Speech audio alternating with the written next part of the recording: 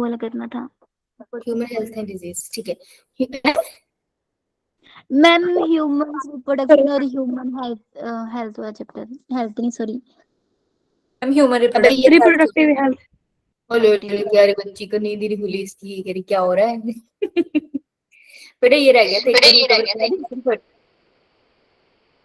बच्चे page number 261 पे आओ।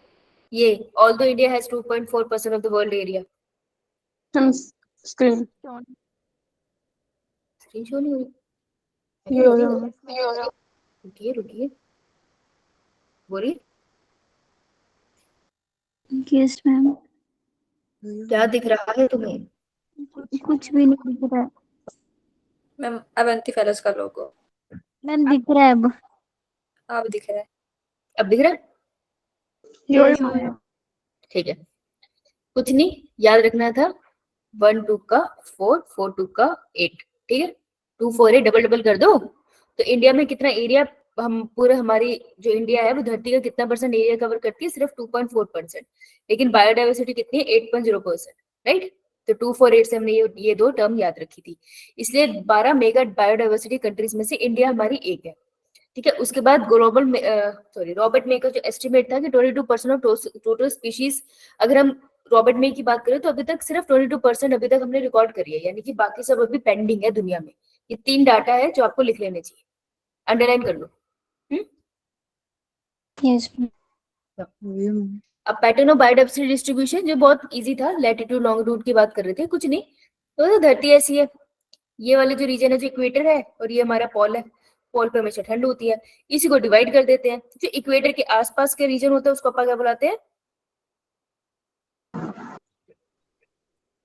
क्या बुलाते हैं?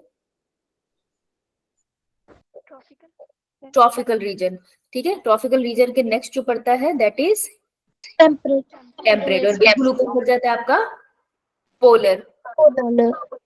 तो जितना तुम इक्वेटर से पोल की तरफ जाओगे स्पीशीज डाइवर्सिटी इंक्रीज होगी या डिक्रीज? डिक्रीज हो गई, ठंड होती जाती है ना, तो स्पीशीज डाइवर्सिटी डिक्रीज होती जाती है, ये याद रखना है आपको। ये लाइन आ रखी है नीट में प्रीवियस ईयर में, species diversity decreases as we move from equator towards the pole. पहली लाइन तो ये अंडरलाइन कर दी। वेरी फ्यू एक्सेप्शन, कुछ एक्सेप्शंस ऑब्वियसली होगी, ट्रॉपिक्स, लेकिन लैटिट्यूड रेंज है 23। देखो ये बस याद करने का, सर्कल ले लिया ना हम लोगों ने, तो वो कह रहे हैं ये सेंट्रल पॉइंट है। अब तुम्हें अगर मैं इससे ऐसे लाइन बना दूं तो कितने डिग्री का एंगल बन गया? 90 डिग्री, है ना। अब यही एंगल तो नीचे रख लेना बेटा, इतना कह रहा है इतने डिस्टेंस पे देखो, तो यहाँ पर एंगल बन रहा है 23.5 डिग्री नॉर्थ, ठीक है। तो कह रहा है ये वाले एंगल की बात कर रहा है वो, ये देखो रेंज 23 नॉर्थ और 23 साउथ की बात कर रहा है वो, ठीक है। सो 23 नॉर्थ 23 साउथ में मोर स्पीशी डाइवर्सिटी होती है देन द पोलर एरिया, समझ आई। बस वो एक डेटा दे रहा है, उसको इतना ही याद करना है, ज्यादा दिमाग नहीं लगाना, ओके। अब इसके बाद हमने एक ट्रिक करी थी ना कि हम लोग घूमने गए थे, वहां से हम लोग बर्ड्स की पॉपुलेशन, हाँ, तो सबसे ज्यादा ब्लड की पॉपुलेशन थी कोलंबिया। फिर कोलंबिया से हम लोग बोर हो गए थे, तो हमने कहा थोड़ी फैंसी जगह चलते हैं, चले गए थे न्यूयॉर्क। न्यूयॉर्क में स्पीशीज डाइवर्सिटी थोड़ी डिक्रीज होगी, तो हम सेटिस्फाई नहीं हुए, तो हमने कहा चलो हरी हरी जगह जाते हैं, ग्रीनलैंड। लेकिन पता चला वहां तो ग्रीनरी थी नहीं, तो वापस कहाँ पे आ गए? लौट के बुद्धू इंडिया। राइट। यही ऑर्डर था, सबसे ज्यादा स्पीशीज डाइवर्सिटी कोलंबिया में दिखानी थी और उससे कम इंडिया में दिखानी थी, बीच वालों में और कम दिखानी थी, है ना। ऐसे करके याद किया था, यस मैम। वैसे ही याद करना है, नई नई चीजें अब मत करना। इसके अलावा एक और पॉइंट था, वेस्कुलर, वेस्कुलर प्लांट्स की डाइवर्सिटी थी, हमने कहा था जो इक्वेडोर, यहाँ पे कोलंबिया के ऊपर ही पड़ा था इक्वेडोर, ठीक है, अपने इक्वेटर के पास होता है इक्वेडोर। तो इक्वेडोर के पास 10 टाइम ज्यादा वेस्कुलर प्लांट है फॉरेस्ट में as compare to temperate region. तो टेम्परेट देख के तुमको पता चल जाएगा ना, जो इक्वेटर के पास है उस पर डाइवर्सिटी ज्यादा है एज कम्पेयर टू टेम्परेट, तो ऐसे ही याद हो जाता है। उसके बाद अगर हम अमेजोन की डाइवर्सिटी की बात करते हैं, तो अमेजोन के अंदर देखो, मैंने कहा ना जो हाईएस्ट है वो याद कर लो, जो लोएस्ट है वो याद कर लो, बाकी तो वैसे भी भूल ही जाएंगे। तो हम अगर इसकी बात करते हैं, ट्रॉपिकल रेन फॉरेस्ट जो हमारे अमेजोन की है साउथ अमेरिका के पास, ठीक है, ब्राजील में बेसिकली ये पड़ते हैं, साउथ अमेरिका में भी कुछ रीजन आता है। तो इसके अंदर सबसे बड़ा नंबर कौन सा है? 30,000। ध्यान से देख, 1,25,000। 1,25,000। They're talking about invertebrate। बेटा इनवर्टिब्रेट्स में क्या याद रख सकती है? इंसेक्ट्स, ऑब्वियसली इनका नंबर कितना होगा, है ना। और इनमें सबसे कम नंबर किसका है? Reptile reptiles. जनरली रेप्टाइल्स और एम्फीबियन को ना ज्यादा खतरा होता नहीं है, तो कहीं नीचे रेप्टाइल आएगा, उसके ऊपर एम्फीबियन आ गया, सेम ऑर्डर में आ गया एम्फीबियन रेप्टाइल। देखो बेशक एक एक नंबर नहीं याद रहेगा, लेकिन पेपर में तो ऑप्शन आना है ना, तो आइडिया तो हो ही जाएगा उससे, समझी? तो इतना भी यस याद रखिएगा ना, आंसर निकल जाएगा। और अगर फिर भी ना निकले फिर छोड़ दियो, क्यों अपना नेगेटिव मार्किंग करनी है ना। अबे बात कर रहे हैं, इन्होंने बोला ग्रेटर, ये एक क्वेश्चन बन जाता है कि ग्रेटर बायोडाइवर्सिटी इक्वेटर पे क्यों है। तो इक्वेटर पे ग्रेटर बायोडाइवर्सिटी के रीजन क्या है? पहला, speciation is generally a function of time unlike temperature. देखो सबसे पहला रीजन है कि इक्वेटर का टेम्परेचर होता है मेंटेन रहता है, मतलब फिक्स है। अभी गर्मी आएगी, फिर पतझड़ आएगी, फिर स्प्रिंग आ गया, फिर सर्दियां आ गई, है ना। मतलब एक तरीके से फिक्स टाइमिंग चल रहा है, तो उसमें ना एकदम से फ्लक्चुएशन नहीं होती। लेकिन टेम्परेट वगैरह में ना बहुत ज्यादा फ्लक्चुएशन हो जाती है इन्वायरमेंट की। तो कोई भी स्पीशी बहुत स्पेशलाइज बन जाती है जब वहां पर कोई गड़बड़ी ना होती हो। तो सबसे पहला पॉइंट लाइन यही बननी है, स्पीसिएशन मतलब नई स्पीशी का बनना is generally a function of time. मतलब नई स्पीशी का बनना ना टाइम पे डिपेंड करता है। जितना तुम अच्छा टाइम दोगे ना किसी ऑर्गेनिज्म को ग्रो करने के लिए, वो उतना अच्छा से बन जाएगा। अगर तुम पूरा साल अगर तुमने पढ़ा है, तो धीरे धीरे तुम्हारा कॉन्सेप्ट भी तो अच्छे से बिल्ड हो गया होगा ना। तो तुम क्या बन रहे हो, बेटर स्टूडेंट बन रहे हो, है ना। तो स्पीसिएशन मतलब नई चीज बन जाना, नई स्पीशी बन जाना, वो टाइम का प्रोसेस है। टेम्परेट रीजन में फ्रीक्वेंट ग्लेसिएशन हो जाती है, लेकिन ट्रॉपिकल एटीट्यूड काफी टाइम तक अनडिस्टर्ब रहते हैं, इस वजह से यहाँ पर स्पीसिएशन ज्यादा होती है। दूसरा point, tropical environment less seasonal होता है, जल्दी से सीजनल नहीं बदलते उसमें। तीसरा पॉइंट, इसमें टेम्परेचर आ गया, हाँ। तीसरा पॉइंट है इसमें टेम्परेचर ज्यादा, सोलर रेडिएशन गिरती है तो ज्यादा। देखो जहाँ पे धूप ज्यादा होती है वहीं पे जीवन पनपता है ना। तो धूप गिरती है वहां पे तो ज्यादा, वहां पे फोटोसिंथेसिस भी होती होगी, और वहां पे ज्यादा लाइफ सस्टेन हो सकती है, क्योंकि जहाँ ज्यादा प्लांट है वहां पे ज्यादा ऑर्गेनिज्म तो होते होंगे ना उसमें फीड करने के लिए। ठीक है, यस ये लाइंस एज इट इज ही पढ़नी है। इस चैप्टर की सारी लाइंस एज इट इज ही पढ़नी है, इन्हीं से क्वेश्चन बनते हैं, अच्छे क्वेश्चन बनते हैं इनसे, सिंपल सिंपल, क्योंकि तुमको आता होता है ना, तो जिसको रीड करना है। देखो स्पीशी एरिया रिलेशनशिप क्या था, बहुत सिंपल सा था। क्या बोल रहा था ये, किसी को याद है?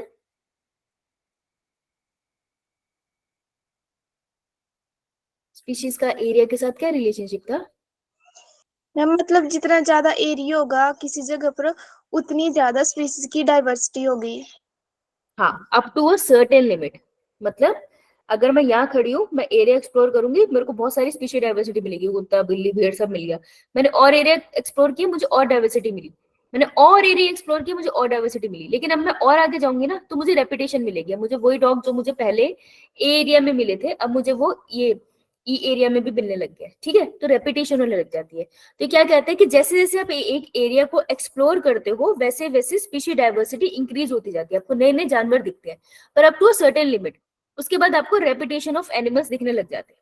समझिए, इसी को कहते हैं स्पीशी का एरिया के साथ रिलेशनशिप। एक लिमिट तक ही आपको दिखाई देगा, उसके बाद एरिया में जानवर रिपीट होने स्टार्ट होते हैं। कॉन्सेप्ट दिया था हमारा अलेक्जेंडर वॉन हेम्बोल्ट ने। अलेक्जेंडर फ्लेमिंग थे जिन्होंने एंटीबायोटिक डिस्कवर करी थी, ये अलेक्जेंडर वॉन हेम्बोल्ट है, कंफ्यूज मत हो जाना। ठीक है, बहुत हम्बल आदमी है ये। यस मैम साउथ अमेरिका के जंगल में काम करा है। देखो ऐसी चीजें इंपॉर्टेंट नहीं होनी चाहिए, पर नीट वाले डाल देते हैं, तो साउथ अमेरिकन जंगल याद रख लेना, अमेरिका से। इन्होंने बोला है विद इन अ रीजन, अगर कोई एक रीजन मैंने स्पेसिफाई कर लिया, तो रिचनेस इंक्रीज हो जाएगी जितना मैं उस एरिया को एक्सप्लोर करूंगी, पर only up to a limit. देखो यहाँ लिखा है only up to a limit, उसके बाद वो इंक्रीज नहीं होगी। तो अगर मैं ये बनाऊंगी तो मुझे सबसे पहला कैसा ग्राफ मिलेगा, रेक्टेंगुलर हाइपरबोला। ठीक है जी। उसके बाद यस एक है, इसने एग्जांपल दिया है, the relation between species richness and area for a wide variety of taxa turn out to be rectangular hyperbola. ये कह रहा है जो ये वैल्यू है ना रेक्टेंगल हाइपरबोला, ये कुछ एग्जांपल्स के लिए फिक्स है, कि मैं किसी एरिया में जाके इन्हें ऑब्जर्व करता हूँ ना, तो यही वैल्यू आती है। एक्चुअली ये फिक्स वैल्यूज है काफी सारी जगह पे। तो किस किस एग्जाम्पल को इसने लिया ये तुमको पता होना चाहिए। इसने लिया है एंजियोस्पर्म, एडवांस प्लांट हो गए ना ये। इसके अलावा इसने ले लिया है फ्रेश वाटर फिश।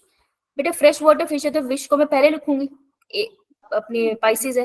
पाइसेस के बाद हमारे पास एम्फीबियन, उसके बाद बर्ड्स है, और उसके बाद हमारे पास बैट्स है। बैट्स आर मैमल, मैम है ना।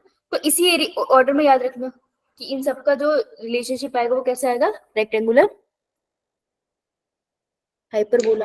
हाइपरबोला हाँ ठीक है। अब अगर बात कर ले तो देखो स्पीशी रिचनेस की बात कर रहा है, species richness represented by S. देखो हमेशा ग्राफ ऐसे बनता है, लेकिन इससे कुछ खास पता नहीं चलता, तो हम लॉग टेबल ले लेते हैं, उससे फिर स्ट्रेट लाइंस आती है, हमें सही वैल्यू पता चलती है। ठीक है, तो S स्टैंड्स फॉर स्पीशी की रिचनेस कितनी है, A स्टैंड फॉर कितना एरिया ऑब्जर्व कर रहे हो, Z stand for log of the slope of the line, ये लाइन का कितना स्लोप है, that is Z regression coefficient, and Y stand for intercept, intercept कहाँ हुआ यहाँ पर ना, जैसे वैल्यू यहाँ से निकाली मैंने, तो इसको इंटरसेप्ट बोलो, समझ आई। Exactly formula as it is, कि स्पीशी रिचनेस कितनी है वो डिपेंड करता है कि आपने एरिया कितना एक्सप्लोर किया है, ठीक है, स्लोप कितना स्टीप था, एंड आपका इंटरसेप्ट कहाँ पर हुआ, सब में प्लस प्लस है, right, clear. Yes ma'am, yes ma'am. अब इसके नीचे कुछ पॉइंट्स है जो तुमको एज इट इज याद रखने हैं, क्योंकि सीधे सीधे आएंगे। सबसे पहला, ecologist have discovered that the value of z lies in a range of 0.1 to 0.2। देखो z की वैल्यू हमेशा, slope of line of regression, इसकी वैल्यू हमेशा 0.1 से 0.2 के बीच में ही आएगी मोस्टली, ठीक है, regardless of the taxonomic group और द रीजन। तुम चाहे ब्रिटेन में हो या तुम मोलस्क को स्टडी करो, इट डजंट मैटर, z की वैल्यू इसी के बीच में आती है। तो ये लाइन बहुत इंपॉर्टेंट है, रिगार्डलेस कौन सा टेक्सोनॉमिक ग्रुप है, ठीक है। नाउ इसके बाद अब देखो यहाँ क्या बोल रहा है, बट ये तुमने क्या किया, ये एरिया कवर करा है तूने, ठीक है, लेट्स से मैंने क्या कवर किया है, मैंने इंडिया कवर कर लिया, ठीक है, तो मेरे को वैल्यू जो आ गई 0.1 आ गई। मैंने चाइना कवर कर लिया, तो मुझे वैल्यू आ गई 0.2।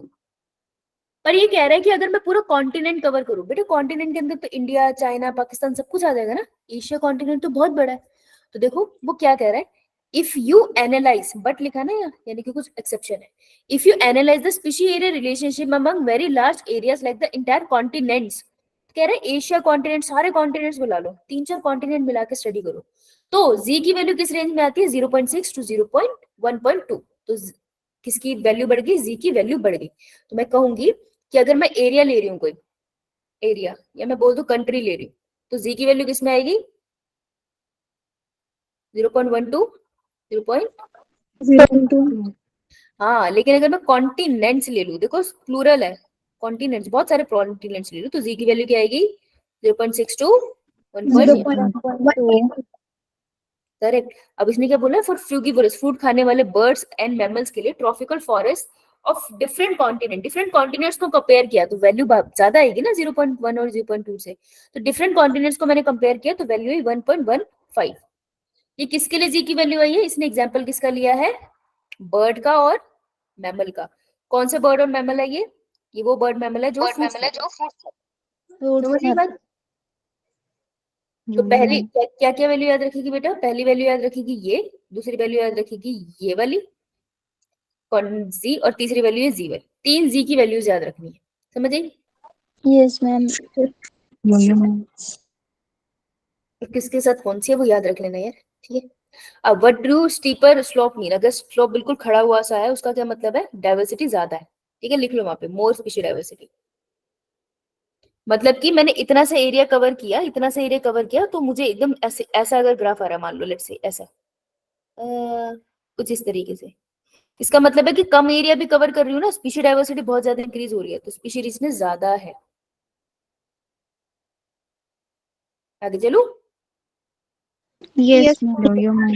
अब ये जो है ना, इसमें थ्योरी के पॉइंट ऑफ व्यू है, जहां जहां पे पॉइंट लिखे हैं वहां पे चेक कर लो तुमने अंडरलाइन करे है या नहीं, जब रीड करोगे इन पॉइंट पे एम्फसाइज ज्यादा करना। जैसे the importance of species diversity, काहे को एक चींटी काफी नहीं थी, 1000 किस्म की चींटियां जरूर चाहिए थी हमें, कहीं पे दंदी मार दे, हमें कहीं पे दंदी मार दे, भाई उसका रीजन है, हमने ओवरऑल जब स्टडी किया इकोलॉजिस्ट ने, तो उन्होंने बताया कि स्पीशी डाइवर्सिटी तो जरूरी चीज है, इसके बिना इकोसिस्टम स्टेबल हो नहीं सकता। तो बेटा most stable in those of less species diversity, तो इन्होंने क्या बोला, कुछ चीजें ऑब्जर्व की है कि स्पीशी डाइवर्सिटी क्यों किसी इकोसिस्टम में ज्यादा है, क्योंकि जहां स्पीशी डाइवर्सिटी ज्यादा है वो स्पीशीज ज्यादा स्टेबल है, वो इकोसिस्टम ज्यादा स्टेबल है, पहला पॉइंट ये, ठीक है। अब कह रहे स्टेबल कम्युनिटी का मतलब क्या है, स्टेबल कम्युनिटी का मतलब है तुम्हें ज्यादा वेरिएशन ना दिखे, ऐसा नहीं है ना कि आपके वहां खेतों में एक साल बहुत सेब लगे, अगले साल सेब लगे ही नहीं, ऐसा हो सकता है एक साल सेब ज्यादा लगे, एक साल कम लगे, पर ऐसा ना हो ना एक साल लगे ही ना। तो स्टेबल कम्युनिटी में कब कहूंगी कि हर साल तुम्हारी सेब की खेती हो रही है, तो स्टेबल कम्युनिटी वो होती है जो शो करे too much variation in year two year productivity, ठीक है, पहला पॉइंट ये। दूसरा, ये रेजिस्टेंट होनी चाहिए, रेजिस्टेंट मतलब रोक दे, रोकना। हाँ रोक दे। रेजिलिएंट मतलब रिकवर कर ले। तो कोई भी इकोसिस्टम को मैं स्टेबल कब बोलूंगी, कि अगर कोई भी प्रलय आ रही है, जैसे मान ले जंगल है, वहां पे उसके आसपास फ्लड आ गया, तो जंगल ने खुद को सरवाइव कर लिया। क्यों? क्योंकि बड़े बड़े पेड़ हैं, पानी उसके अंदर से निकल के पेड़ अपनी जगह से नहीं हिले। ठीक है, इसे कहूंगी मैं रेजिस्टेंट। अगर मान लो बहुत ज्यादा तूफान आ गया था, तो पेड़ वेड़ भी कुछ गिर गिरा गए, उखड़ उखड़ के। इन दैट केस अगर कुछ टाइम में उस जंगल को छोड़ दूं, तो जंगल दोबारा से खिलना स्टार्ट हो गया, दोबारा से वहां प्लांट उगने स्टार्ट हो गए, तो मैं उसको बोलूंगी वो रेजिलेंट है, कि उसने खुद को रिकवर कर लिया। जैसे तुम बीमार होने के बाद अपने आप को रिकवर कर लेते हो ना, वो रेजिलेंस है। तो कह रहे हैं कि स्टेबल कम्युनिटी वो है जो वेरिएशन ज्यादा ना शो करे साल भर, कि मतलब उसमें प्रोडक्टिविटी सेम रहे। एंड सेकेंड इज वो रेजिस्टेंट या रेजिलेंट होनी चाहिए। थर्ड इज वो एलियन स्पीशी इन्वेजन से अगेंस्ट होनी चाहिए, कि अगर मान लो कोई जंगल है, उसमें बाहर से लाके फूल लगा रहे हो, फूल लगे ही ना वहां पे, वो लगने ही नहीं दे रहा, तो एलियन स्पीशी इन्वेजन से वो रेजिस्टेंट हो, ये जरूरी है। समझ आई? Yes ma'am. अब ये तो कॉन्सेप्ट पढ़े थे, इसके अंदर हम पढ़ते दो चीज, एक होता है टिलमेंट और एक है हमारी रिवर्ट पॉपर हाइपोथेसिस। टिलमेंट ने कौन सी फील्ड को पढ़ा था? हम्म, इतनी सी बात बोली थी टिलमेंट ने, उन्हें खेतों को पढ़ा था ना, चावलों की खेती को पढ़ा था।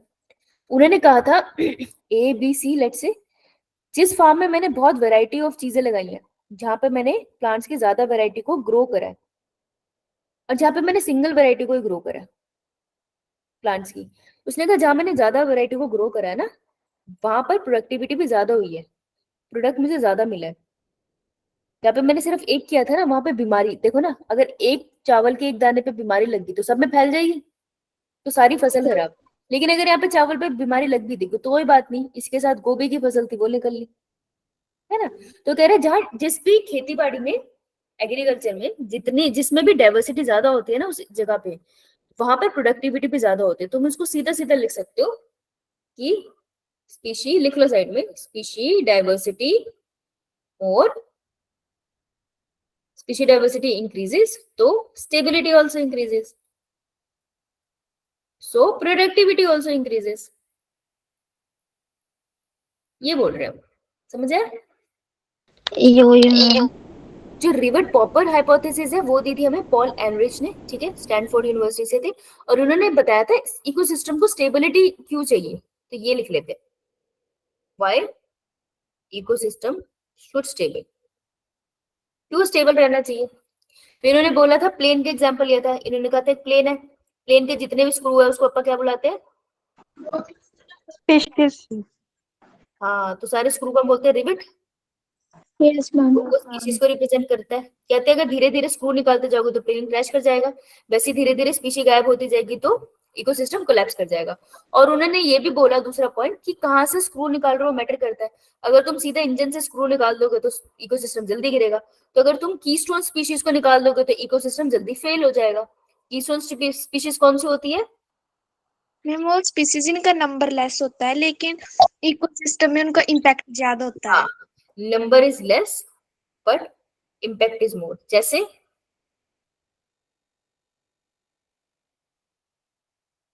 जैसे शेर, शेर का नंबर कम होता है जंगल में, लेकिन राजा उसको कहते हैं ना, उसका रीजन है वो पूरी प्रे की पॉपुलेशन को कंट्रोल करके रखता है।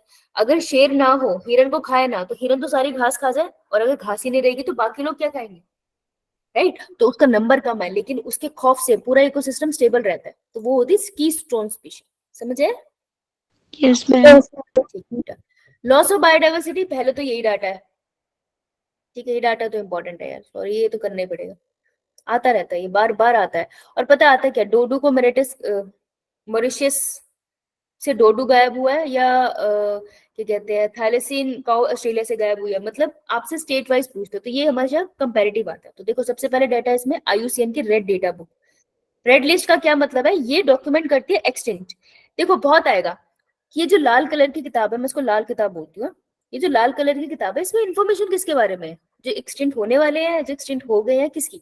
इसमें जो एक्सटिंक्ट हो चुके हैं ना, उसको रिकॉर्ड करते हैं। देखो लाल किताब है ना, मृत्यु के बाद रिकॉर्ड करते हैं, समझ रही हो?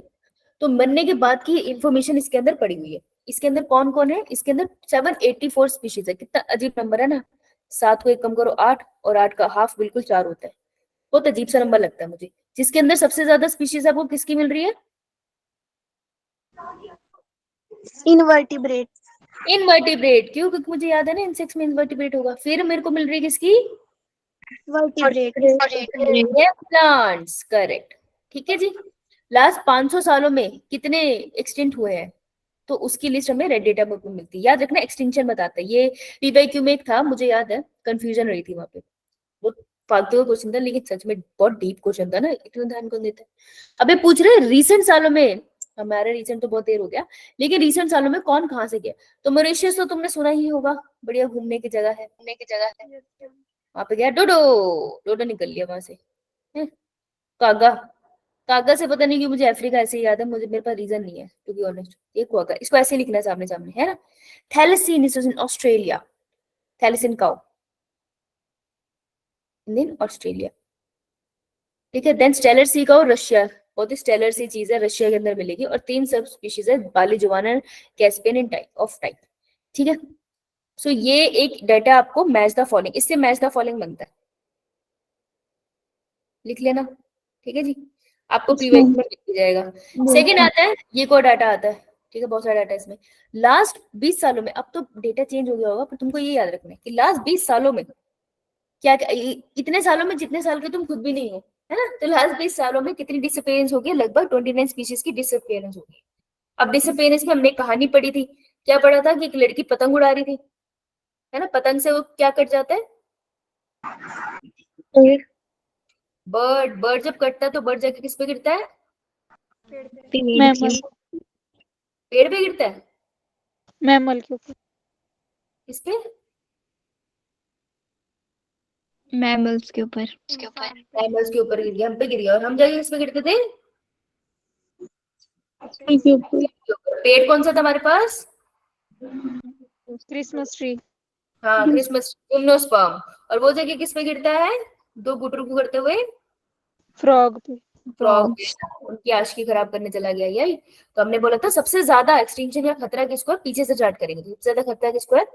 Amphibian, frog. उसके बाद हमें है जिम्नोस्पर्म, उसके बाद है मैमल्स, और फिर है बर्ड्स। ऐसे याद किया था।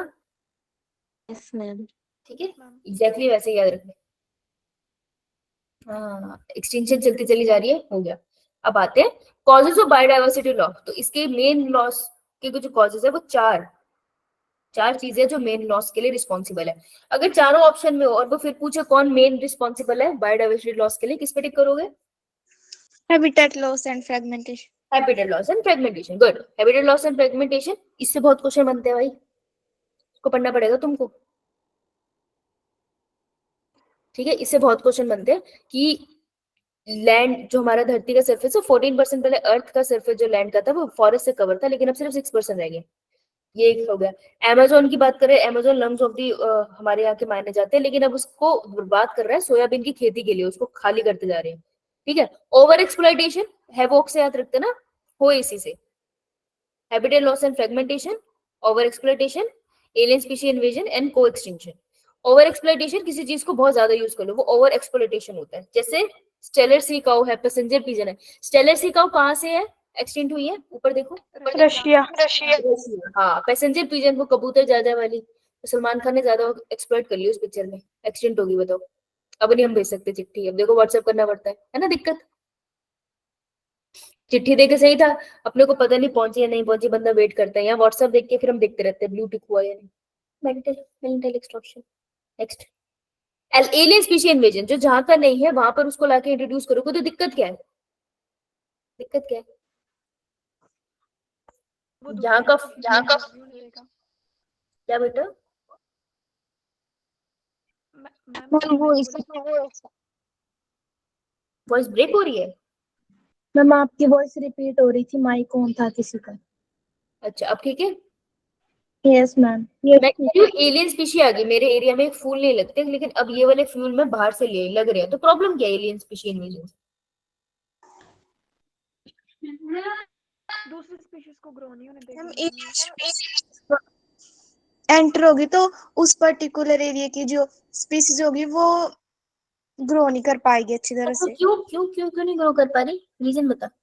क्योंकि मैम वो हमारे टेम्परेचर पे शायद, नहीं इन्वायरमेंट में मतलब नहीं नहीं, रह पा रहा। जो नेटिव वहां की जो भी प्लांट है लेट्स से, उसका वहां प्रीडेटर भी तो है, उसके बाद कीड़ा वीड़ा भी लगता है। तो इसकी जी पॉपुलेशन वैसे भी कंट्रोल्ड है, प्लांट की पॉपुलेशन। लेकिन अगर तुम एलियन स्पीशीज ले आओगे किसी प्लांट की, तो उसका प्रीडेटर तो है नहीं ना, तो ये तो नंबर में जल्दी बढ़ेगा। और अगर ये नंबर में जल्दी बढ़ेगा तो मिट्टी से न्यूट्रिएंट ले लेगा, पानी ले लेगा, तो नेटिव प्लांट मर जाएगा ना, रिसोर्स की कमी हो जाती है। समझ आई? Yes ma'am. नेचुरल प्रेडेटर नहीं होता तो रिसोर्स की कमी हो जाती है। ठीक है, इसका एग्जांपल है लेक विक्टोरिया में, ईस्ट अफ्रीका में नाइल पर्च। इसको इंट्रोड्यूस किया था, इसकी वजह से क्या हुआ था, चिचलिड फिश, छोटी छोटी मछली होती है, 200 स्पीशीज एक्सटिंक्ट हो गई थी इस अकेले एक की वजह से। और इंट्रोड्यूस इसलिए किया था क्योंकि ये खूबसूरत है। वैसे वाटर हाइसेंथ को भी इंट्रोड्यूस किया गया, वो ऐसा फैला ना कि पानी में सब सारी ऑक्सीजन खा गया था। ठीक है, नीचे आते हैं। ये अफ्रीकन कैटफिश का एग्जाम्पल में 3 एग्जाम्पल है यहाँ पे। को एक्सटिंक्शन का मतलब हम तो मरेंगे सर, हम तुमको भी ले डूबेंगे, है। तो अगर एल्गी और लाइकन का पास का रिलेशनशिप है, एल्गी खत्म कर दो, लाइक क्या कहते हैं, एल्गी खत्म कर दो, फंगाई भी वहां पे एग्जिस्ट नहीं कर पाएंगे। तो को एक्सटिंक्शन का मतलब है ऐसे दो ऑर्गेनिज्म जिनके बीच में ऑब्लिगेटरी रिलेशनशिप है। ऑब्लिगेटरी मतलब एक दूसरे के बिना नहीं रह सकते, जैसे यक्का और फिग।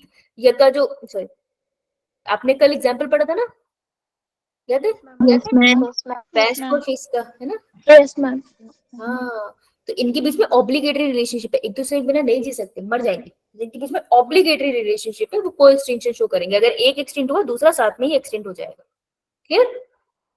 यस आती है बायोडाइवर्सिटी को कंजर्व क्यों करना है, हम कह रहे हैं 3 रीजन है। एक तो है नैरो माइंडेडली सोचो। नैरो माइंडेडली तुम किसके बारे में सोचोगे, अपने बारे में या दूसरों के बारे में?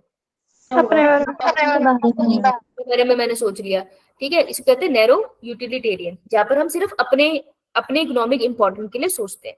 ब्रॉडली यूटिलिटेरियन का मतलब है कि हम किस किस के बारे में सोचेंगे, अपने बारे में और सोसाइटी के अपने बारे बारे में। में और सोसाइटी। हाँ, हम सोचेंगे कि यार अगर हम जी रहे हैं तो प्लांट्स को जीने का भी तो हक है। ठीक है, उसे ब्रॉडली यूटिलिटेरियन कह रहे हैं। और एथिकल रीजन है, ऐसे कैसे, ये कलेशी है। सभी। हाँ, ये कलेशी है, ऐसे कैसे, तुम ऐसे कैसे मार दोगे हमें, हम नहीं मारने देंगे। एथिकल रीजन हो गए। अब इसके अंदर एक टर्म आती है bio prospecting. Bio prospecting and bio piracy. आपको बायो पायरेसी याद है? Yes ma'am. क्या थी बायो पायरेसी?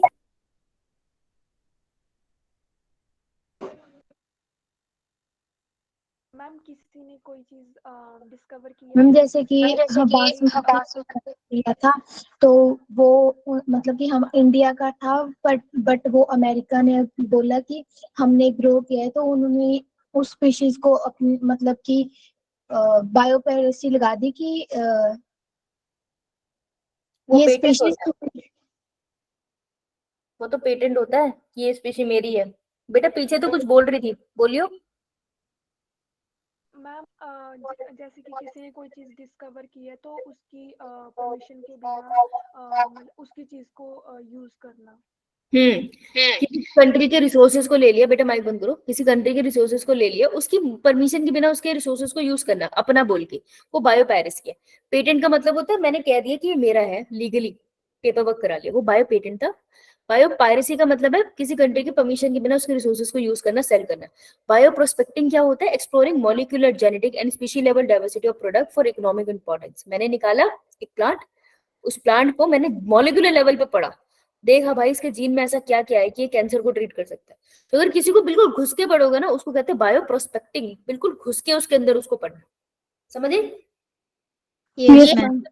अपने यूज के लिए करते हैं। तो bio piracy and bio prospecting में ना एक साथ ये टर्म आ जाती है, तो कंफ्यूज होती है। क्लियर है सबको? Yes ma'am. ये जो कंजर्वेशन का पार्ट है, इससे 4 मार्क का क्वेश्चन आता है ऑलमोस्ट एवरी ईयर। मतलब कि इसको बिल्कुल बैठ के चाट के और एकदम नोट्स बना के फटाफट करोगे। ठीक है, लेकिन ज्यादा समय मत दिया करो, 15-20 मिनट बहुत है। इंसिटू कंजर्वेटर जहां पर है वहीं पर जाकर बचा लेंगे उसको। तो इंसिटू कंजर्वेशन के अंदर हम वहीं जाकर बताते हैं। अब इसके अंदर एक एग्जाम्पल आता है हॉटस्पॉट का। बायोडाइवर्सिटी हॉटस्पॉट क्या होते हैं, ये वो रीजन होते हैं, छोटे से रीजन है। हाँ बेटा बोल, हाँ बेटा बोल। सॉरी मैम गलती से हो गया था। मैं माफ नहीं कर पाऊंगी तुझे, सॉरी। अब नहीं मैं माफ कर पाऊंगी, अब फिर क्या करें? अच्छा बात बताओ, तुमने लाल कलर के केले देखे हैं? No no ma'am. Ma'am. No ma'am. Yes ma'am. कहाँ देखे वो तूने? Yes ma'am. कहाँ पे देखे? केरला। सपने में। अच्छा तो गया बेटा केरला? Kerala, yes ma'am. अरे वाह। हाँ, अरे मेरी नजर केरला में पड़ी थी ना, मैंने कहा पूछ लूं, कोई लॉजिक नहीं था इस बात का यहाँ पे, लेकिन चलो आओ। कोई भी एरिया है, कोई भी, पूरी दुनिया में कोई भी एरिया है जो कवर तो बहुत कम जगह ले रहा है, ठीक है, ये छोटा सा आइलैंड है, लेट से बहुत कम जगह कवर कर रहा है, लेकिन यहाँ पर कुछ ऐसे एनिमल्स एंड प्लांट्स मिलते हैं जो पूरी दुनिया में कहीं नहीं मिलते, ठीक है, बिल्कुल यूनिक है इसी एरिया के लिए। तो अगर मैंने इस एरिया को कंजर्व कर लिया ना, मैं बहुत सारी बायोडाइवर्सिटी को कंजर्व कर सकती हूँ। तो ऐसे एरिया को मैं बोलूंगी हॉटस्पॉट है, ठीक है, हॉटस्पॉट है मतलब इस पर ध्यान दो। तो हॉटस्पॉट क्या होते हैं? वो रीजन होते हैं जहां पर आपको बहुत अच्छी एंडेमिज्म मिलेगी। एंडेमिज्म का मतलब होता है कोई भी स्पीशीज जो वहीं पे कन्फाइंड है और कहीं नहीं मिलती दुनिया में नेचुरली। अब अगर तुम उसको जू में रख रहे हो दैट इज डिफरेंट, ठीक है।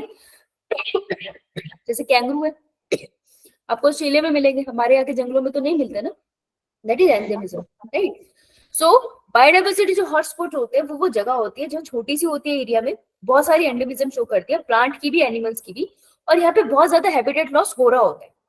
तो हम इसको कंजर्व करते हैं ना, तो बहुत सारी बायोडाइवर्सिटी को बचा लेते हैं, ठीक है। तो बायोडाइवर्सिटी के सॉरी हॉटस्पॉट के बारे में क्या आ सकता है कि पहले कितने हॉटस्पॉट्स थे? 20, 25, उसके बाद 9 और डिस्कवर हुए, तो कितने हो गए? 34। 34 टोटल बायोडाइवर्सिटी हॉटस्पॉट है। अब तो इंक्रीज हो गया बट इतना ही डेटा है। 34 में से कितने इंडिया में है? 3।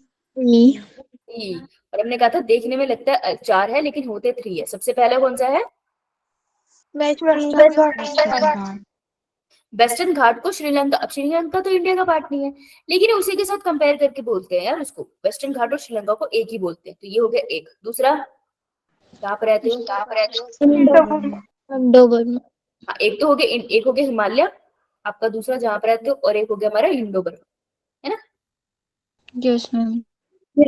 याद रखना 3 है, बहुत स्पेसिफिकली याद रखने की बात है। आगे चलते हैं। हाँ, ये कह रहे हैं अगर हॉटस्पॉट को बचा लोगे ना तो ऑलमोस्ट 30% बायोडाइवर्सिटी लॉस को बचा सकते हो। डेटा है ना, इंपॉर्टेंट है, ठीक है। इन सिटू कंजर्वेशन की बात कर रहे हैं हम लोग, जहाँ है एक्स सिटू की जरूरत है, इन सिटू की, इन सिटू में ही है ना, इन सिटू में एक तो हॉटस्पॉट आ गया, उसके अलावा जहाँ है वहीं बचाओ। सेक्रेट ग्रुप्स जहाँ पर पवित्र जंगल है उसको वहीं बता रहा हूँ। Sanctuary, wildlife sanctuaries, right. उसके अलावा national park. National park and sorry national park biosphere reserve. Biosphere reserve, है ना। कंफ्यूजन यहाँ होती है, नेशनल पार्क क्या है और सेंचुरी क्या है। बेटा national park, sanctuary and biosphere reserve ये सब के सब इन सिटू कंजर्वेशन है, इसको लिख लो कहीं साइड। बायोस्फीयर रिजर्व की बात कर रहे हैं तो सेंट्रल रीजन को हम क्या बुलाते हैं? Core region. Core region. यहाँ कोई एक्टिविटी अलाउड होती है? No ma'am. उसके बीच वाले रीजन को क्या बुलाते हैं? बफर। यहाँ पर कौन सी एक्टिविटी अलाउड होती है? सिर्फ ह्यूमन एक्टिविटी। रिसर्च अलाउड होती है। और बिल्कुल बाहर वाला रीजन होता है उसको क्या बुलाते हैं? बफर। बफर। यहाँ पर सारी एक्टिविटी अलाउड होती है, मतलब आदिवासी लोग यहाँ पर आके जंगल में पेड़ वेड़ भी काट सकते हैं, ठीक है। क्लियर है? यस। एक्सीटू कंजर्वेशन है, बाहर निकाल के बचाओ। जैसे जूलॉजिकल जूलॉजी आप जब जाते हो जू में तो कंजर्वेशन भी तो होती है।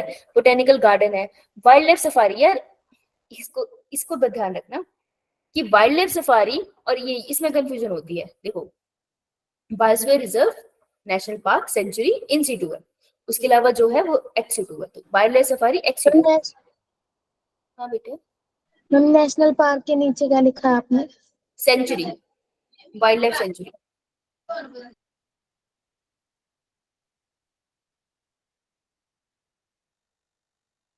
ठीक है। Yes ma'am. ठीक है, wildlife safari and seed bank ये सब के सब एक्स सिटू कंजर्वेशन है, बाहर निकाल के बचाते हैं। लास्ट में वैसे छोटू सी इंफॉर्मेशन देते हैं आपको कि समय समय पर लोग यूनाइटेड नेशन एक साथ आती है और वो कंजर्वेशन की चीजों को डिस्कस करती है, लीडर्स को बुलाती है, वर्ल्ड लीडर्स को बुलाती है, बैठ के डिस्कस करती है, कुछ फॉर्म पे साइन करवाती है और उम्मीद करती है कि लोग फॉलो करेंगे और चीजें कंजर्व हो जाएगी। तो सबसे पहले जो आया था that was Rio the Janeiro में। क्या आया था? 1992 में। तो हमारा अस्तित्व भी नहीं था, है ना। This was known as earth है ना। अर्थ समिट में लोगों ने कमिट किया हम ये करेंगे, तो फिर उस कमिटमेंट का क्या हुआ, उसको मिलने के लिए दोबारा मिले, दोबारा जब मिले तो उसको हम बोलते हैं वर्ल्ड समिट। अर्थ समिट का ही डिस्कस करने के लिए वर्ल्ड समिट में मिले थे। ये कब मिले थे? 2002 में। तो अर्थ समिट मिले थे 1992, तो 22 वाला है। यहाँ रायो डी जेनेरो में मिले थे, और वर्ल्ड समिट के लिए कहाँ मिले थे? जोहान्सबर्ग। जॉन्सबर्ग, south Africa, right. ये आपको अगर याद है तो पीवाईक्यू में क्वेश्चन भी है, कंट्री पूछते हैं आपसे। और कितनी कितनी लड़कियों बोल रही हूँ, कितनी कंट्रियों ने कमिट किया था 190 कि वो बायोडाइवर्सिटी कंजर्व कर लेंगे बाय 2010। उस बात को हुए ही आज कितने साल हो गए बताओ, है ना। ठीक है, और देखो यहाँ लिखा है earth originate early 3.8 billion years ago. ये आगे इवोल्यूशन में खुद की लाइन को खुद कॉन्ट्रडिक्ट भी करेंगे। चलो, okay, done this much. Yes Yes, एक बार समरी कंप्लीट कर लेना बेटा, दिस वाज ऑल। चलो मेरे प्रोडक्शन पे आ जाओ। Yes yes, ma'am. उठो अपनी जगह से, एक बार पानी वानी पियो, बहुत सारा डेटा था वो। पानी वानी पियो फटाफट, फिर करते हैं।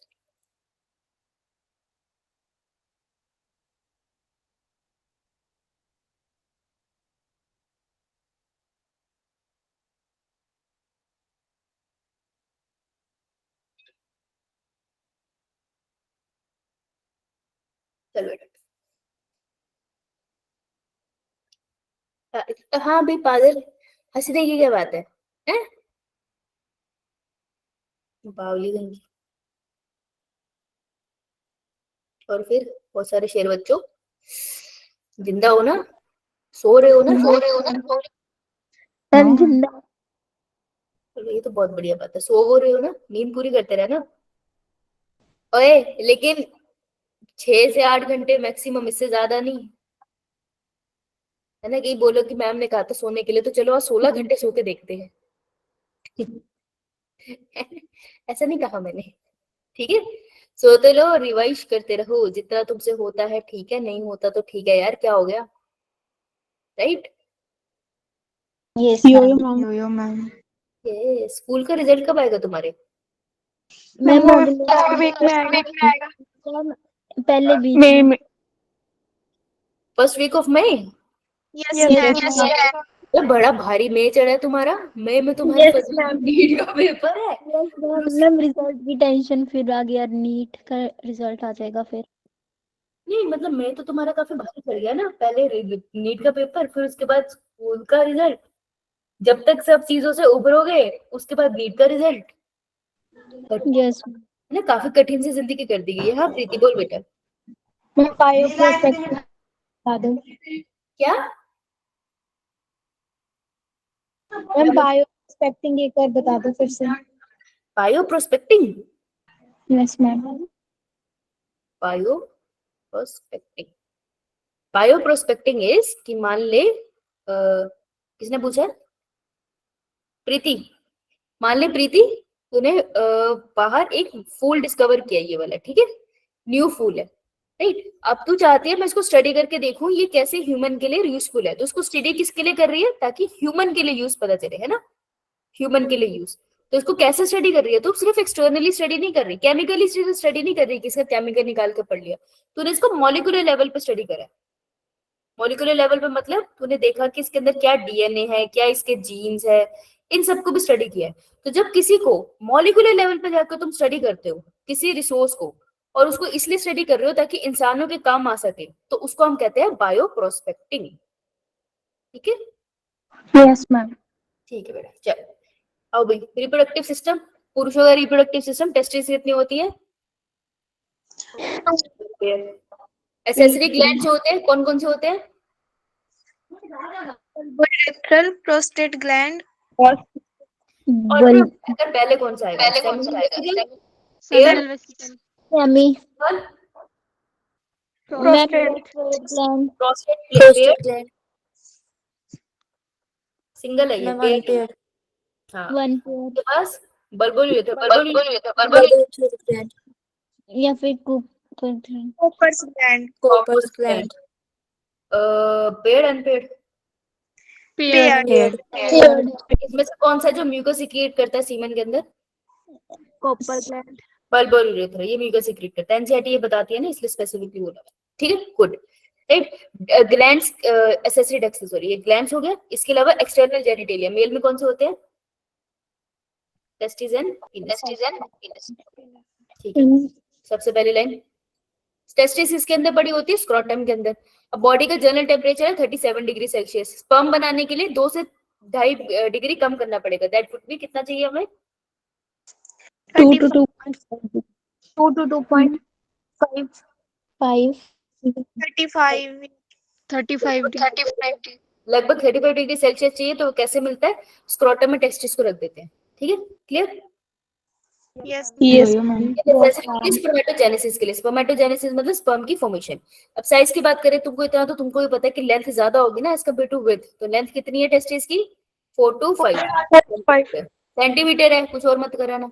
ठीक है, और ब्रेथ कितनी है? 2 to 3 सेंटीमीटर। 3 centimeter. तो कुछ नहीं है ना, 2 3 4 5 लिख दो। लास्ट के 2 नंबर लेंथ है और फर्स्ट के 2 नंबर ब्रेथ है, ऐसे याद हो सकता है। लेकिन जरूरी है साइज पता होना चाहिए। अभी कह रहे जो टेस्टिस होती है, हर टेस्टिस के अंदर छोटी, हर टेस्टिस में कवरिंग होती है, हर टेस्टिस के अंदर छोटे छोटे कंपार्टमेंट होते हैं। हर एक टेस्टिस के अंदर कितने कंपार्टमेंट होंगे? 250. पहले कंपार्टमेंट को बोलेंगे टेस्टिकुलर लोब्यूल, ऑर्डर पता होना चाहिए। और टेस्टिकुलर लोब्यूल के अंदर 2 से 3 ट्यूब्स खुलेंगी, उनको क्या बोलेंगे? सेमनीफेरस तो देखो 250 कंपार्टमेंट में हर एक कंपार्टमेंट में 2 से 3 हाईली क्वाइर्ड सेमिनिफेरस ट्यूब्यूल होती है। याद रखना नंबर पर कितना फर्क है। 250 कंपार्टमेंट है लेकिन उसके अंदर जो अंदर ट्यूब जा रही है वो 2 से 3 है सिर्फ। ठीक है, सेमिनिफेरस ट्यूब्यूल वो होती है जहां पर स्पर्म की फॉर्मेशन होती है। बहुत बढ़िया। अब सेमिनिफेरस ट्यूब्यूल होती है, उसमें 2 तरीके के सेल होते हैं, लेडिक सेल और सर्टोली सेल। ठीक है, सॉरी सेमिनिफेरस ट्यूब्यूल के अंदर, माय बैड, ये टेस्टिस है, ये मेरा सेमिनिफेरस ट्यूब्यूल है, ये उसके अंदर बन गया हमारे। सेमिनिफेरस ट्यूब्यूल के अंदर 2 तरीके के सेल होते हैं, एक होते हैं जर्म सेल और दूसरा होता है सर्टोली सेल। बीच बीच में जो पड़े होते हैं that is Leydig cells. Androgen कौन सीक्रेट करता है? Leading cells. सेल क्या सीक्रेट करते हैं? नरिशमेंट करता है होता है ये. एक्सपर्ट करता है ना। लेडिक सेल्स की सिक्रीशन करने के लिए सिग्नल कौन देता है? एलएच है ना। और सर्टोली सेल की सिक्रीशन के लिए FSH. Leydig cell androgen secrete करता है और एंड्रोजन बाइंडिंग प्रोटीन भी सीक्रेट करता है, राइट, एबीपी Yes, ma'am. आते हैं। ठीक है, अब जो स्पर्म होते हैं वो अपना सर घुसा के रखते हैं सर्टोली सेल के अंदर उससे न्यूट्रिशन लेने के लिए। ठीक है, चलो नीचे चलते हैं। अब आता है ऑर्डर। मेल एसेसरी डक्ट्स जो कैरी करती है स्पर्म को, उसका ऑर्डर बहुत इंपॉर्टेंट है। तो सबसे पहले डस्ट होगी वो रेडी डस्ट है। अब इसको हम बिल्कुल स्टार्ट करते हैं। स्पर्म बने का है, स्पर्म बनते हैं किसमें? सेमनीफेरस ट्यूब्यूल कहाँ जाएंगे स्पर्म? Ready रेटिटेस्टिस वास डिफरेंशिया फिर एपिडर्मिस वासा वास डिफरेंस डिफरेंशिया बिल्कुल एंड में है, डेड एंड पे है। ठीक है, बिल्कुल एंड में जाकर आएगा। ये ऑर्डर सबसे इंपॉर्टेंट है स्पर्म की मूवमेंट के लिए। अब दूसरी चीज आती है लोकेशन की। देखो वासा डिफरेंशिया लीव्स द टेस्टिस, तो कौन सा होता है जो टेस्टिस से बाहर निकला? टेस्टिस से बाहर जो डक निकली है वो थी वासा इफ्रेंशिया। कैसे याद रहेगा? ई से एग्जिट और ई से इफ्रेंशिया, है ना। तो ई से मुझे एग्जिट याद रहेगी। पहली लाइन तो ये क्वेश्चन बन सकता है। आ गया वासा इफ्रेंशिया लीव्स द टेस्टिस। दूसरा क्वेश्चन क्या बन सकता है? एपिडिडमिस पे वासा इफ्रेंशिया एंटर करता है एपिडिडमिस में। एपिडिडमिस की लोकेशन क्या है? एपिडिडमिस की लोकेशन है posterior surface of the testis. तो हम कह देते हैं, इधर आओ, इसको लिखो anterior surface of the testis. तो वासा इफ्रेंशिया सॉरी एपिडिडमिस जिस तरफ है उसको कहेंगे posterior surface, this is posterior. ठीक है, यस मैम इसको पोस्टीरियर कर लो, पोस्टीरियर सरफेस है। ठीक है, अब ये रिसीव कर रहा है डक्ट, सेमिनल वेसिकल, प्रोस्टेट, ये वासा डिफरेंशिया जाके जिसमें खुल जाएगा उसको कहते हैं इजैकुलेटरी डक्ट। इजैकुलेटरी डक्ट जिस ओपनिंग से बाहर निकलती है उसको क्या बुलाते हैं? यूरेथ्रल नहीं. इसके ऊपर छोटी सी स्किन होती है, फोर स्किन। इस डायग्राम को देखो, डायग्राम किसका बना हुआ है? डायग्राम बना हुआ है हमारा सेमिनिफेरस ट्यूब्यूल। सेमिनिफेरस ट्यूब्यूल के अंदर कौन मिलेगा आपको? मेल जर्म स्पर्मेटोगोनिया और इंटरस्टिशियल नहीं, सर्टोली सेल्स। तो बेटा ये है सर्टोली सेल, छोटी सेल में सर घुसा के बैठे हैं स्पर्मेटोगोनिया। स्पर्मेटोगोनिया होते हैं हमारे male germ cell. Male germ cell. और अगर मैं बोल दूं जो स्पर्म में चेंज हो गए हैं, पूरा मॉडिफाई हो गया, उसको हम बुलाते हैं स्पर्मेटोजोआ। इसको कहते हैं स्पर्म। स्पर्मेटोजोआ के आगे स्पर्म लिख दो। अब देखो स्पर्मेटोजोआ तुमको सेंटर में दिख रहा है और इसमें तुमको क्या दिख रहा है? टेल। स्पर्मेटोगोनिया में क्या दिख रहा है ना से, तो ये किस तरफ पड़े हैं? Towards a towards periphery. Spermatozoa किस तरफ पड़े हैं? Towards centre. इसको लिखो वहीं पे। लोकेशन बेस्ड क्वेश्चन बन सकता है ना, डायग्राम ना देखिए अगर इससे थ्योरी का क्वेश्चन निकाले तो गलत तो नहीं होगा ना, आउट ऑफ एनसीईआरटी तो नहीं हुआ एनसीईआरटी से, एनालिसिस करनी थी बस, क्वेश्चन कैसा निकल सकता है, समझ आए? बहुत बढ़िया। अब याद कैसे रहेगा कि स्पर्मेटोजोआ पहला आता है या स्पर्मेटोगोनिया? हमेशा याद रखना, कितने मर्जी, मेरे को ऐसे याद है, कितने मर्जी डायरेक्टर हो मूवी के, जोआ अख्तर जैसी मूवीज कोई नहीं बनाता। अच्छी मूवी बनाते हैं, जिंदगी ना मिलेगी दोबारा, दिल धड़कने दो, बहुत इंटरेस्टिंग मूवीज बनाई उन्होंने लॉजिकल सोसाइटी पे। तो मुझे ना जोआ से याद रखता है, स्पर्मेटोजोआ कि जोआ ना हमेशा एंड में आएगी, अकेली काफी है। तो एंड में कौन आता है? स्पर्म। उससे पहले तो सारे उसके फॉर्म्स है ना, तो मैच्योर स्पर्म जो होता है वो एंड में आता है, उससे मुझे जोआ याद है। ठीक है, उसके अलावा मैं खुद तुक्का मार लेती हूँ स्पर्मेटोगोनिया पहले होगा या नहीं। Clear? Yes way you want to. जो पीनस होता है उसके सेंटर में एकदम ऐसे स्वेल सा होता है रीजन, उसको आप बुलाते हैं ग्लास पीनस। उसके ऊपर एक स्किन होती है जिसको आप बोलते हैं फोर स्क्रीन। ये याद है ना? Yes ma'am. आओ नहीं जाते हैं। फीमेल रिप्रोडक्टिव से ये सब देखा है, देखो नोट से एक बार पढ़ लेना, नोट में ज्यादा दे रखा है। ह्यूमन रिप्रोडक्शन नोट से पढ़ लेना, उसमें बहुत अच्छी इन्फॉर्मेशन है, उससे बाहर कोई क्वेश्चन बनेगा नहीं, अंदर से सारे क्वेश्चन निकल जाएंगे। फीमेल रिप्रोडक्टिव सिस्टम बता दूं? Yes ma'am. ठीक है, ज्यादा तेज हो गया क्या? No ma'am. No ma'am. No ma'am. ठीक है, कहते हो तो मान ही लेते हैं, हम मना करके कहाँ जाएंगे, ससुराई की क्लास में बैठे हैं दोनों, है ना? मुझे क्या हंसती है? अबे ओएमआर शीट मार्क कर रहे हो ना? Yes ma'am. अभी तुम में से एकदम मैसेज आया था मुझसे पूछने के लिए कि अब चैप्टर वाइज क्वेश्चन प्रैक्टिस करो या कैसे, तो मैंने ये बोला था कि मॉक लगाना, 10 दिन बचे है ना मॉक टेस्ट करने यस से, मैम। क्योंकि तुमको 3 घंटे 20 मिनट पढ़ने की प्रैक्टिस भी तो हो, है ना? उस दिन थक जाओगे बेटा, मॉक टेस्ट लगाना। और एक मॉक टेस्ट लगाने का मतलब होता है 3 आवर्स, और उसको एनालाइज करने में भी 3 आवर्स लगते हैं, तो पूरे दिन के 6 आवर तो हो गए। तुम बोलोगे मैम इतने सारे टॉपिक है, वो पीछे जाके थोड़ी पढ़ेंगे। अबे देखो, जो क्वेश्चन तुम्हारा गलत हुआ है ना, उसे रॉन्ग हुआ है, अब तुम इतनी बायो तो पढ़ चुके हो कि तुमको ये तो पता चल जाएगा कि ये जो क्वेश्चन गलत हुआ है ये आया कौन से चैप्टर से। तो स्पेसिफिकली जाके बस वो टॉपिक पढ़ लो, उस टॉपिक को पढ़ लो, एनसीईआरटी में मिल जाएगा, मॉक लगाओ। ठीक है, और अगर वो बिल्कुल एनसीईआरटी से बाहर है छोड़ दो उसको, वो मॉक में फालतू का क्वेश्चन है, वेस्टिंग करना टाइम, क्वेश्चन गलत है, उसको जाके एनालाइज करो, कोई जरूरत नहीं है पूरे पूरे चैप्टर करने की, तुमसे नहीं हो पाएगा, इतना टाइम का है। एक तो मॉक लगाओ, उसके बाद जान बचती है तो देख लेना और चैप्टर करने की, बट अब मॉक की प्रैक्टिस कर लो, 10 दिन मॉक लगाओ, प्रीवियस ईयर से स्टार्ट करो, pick up the paper of 2023 within 2022 2021 20 19 18 17 16 15 1 2 3 4 5 at least 2019 तक सबको लगाने चाहिए, क्योंकि इन सालों में ना पेपर का पैटर्न बहुत बदला है। 2019 तक सब लगाओ यार, ये जरूरी है।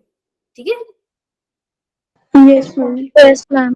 यस 5 दिन मैम। का मॉक तो यही हो गया खत्म, 5 दिन के मॉक लगाओ, तुमको खुद ही पता चल जाएगा। तुम जैसे मॉक लगाओगे ना तो पीछे पीछे बार बार चैप्टर खोलते रहोगे, तुम्हें पता भी नहीं चलेगा, और सारे चैप्टर धीरे धीरे रिवाइज हो जाएंगे।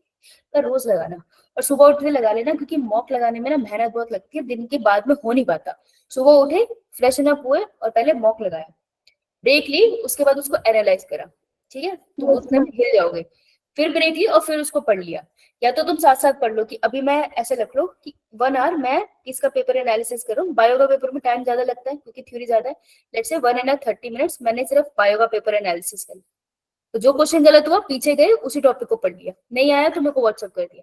फिर 1 आवर रखा मैंने ब्रेक लेके, फिजिक्स का पेपर एनालाइज कर लिया, फिर 1 आवर रखा, केमिस्ट्री का पेपर एनालाइज कर लिया। तो देखो 3 आवर तुमको करने में लग गए, तुमको रिवाइज करने में भी 3 से 4 आवर लग जाएंगे उसको एनालाइज करने में, तो दिन तो इसने में निकल गया यार, इतना ही बहुत है।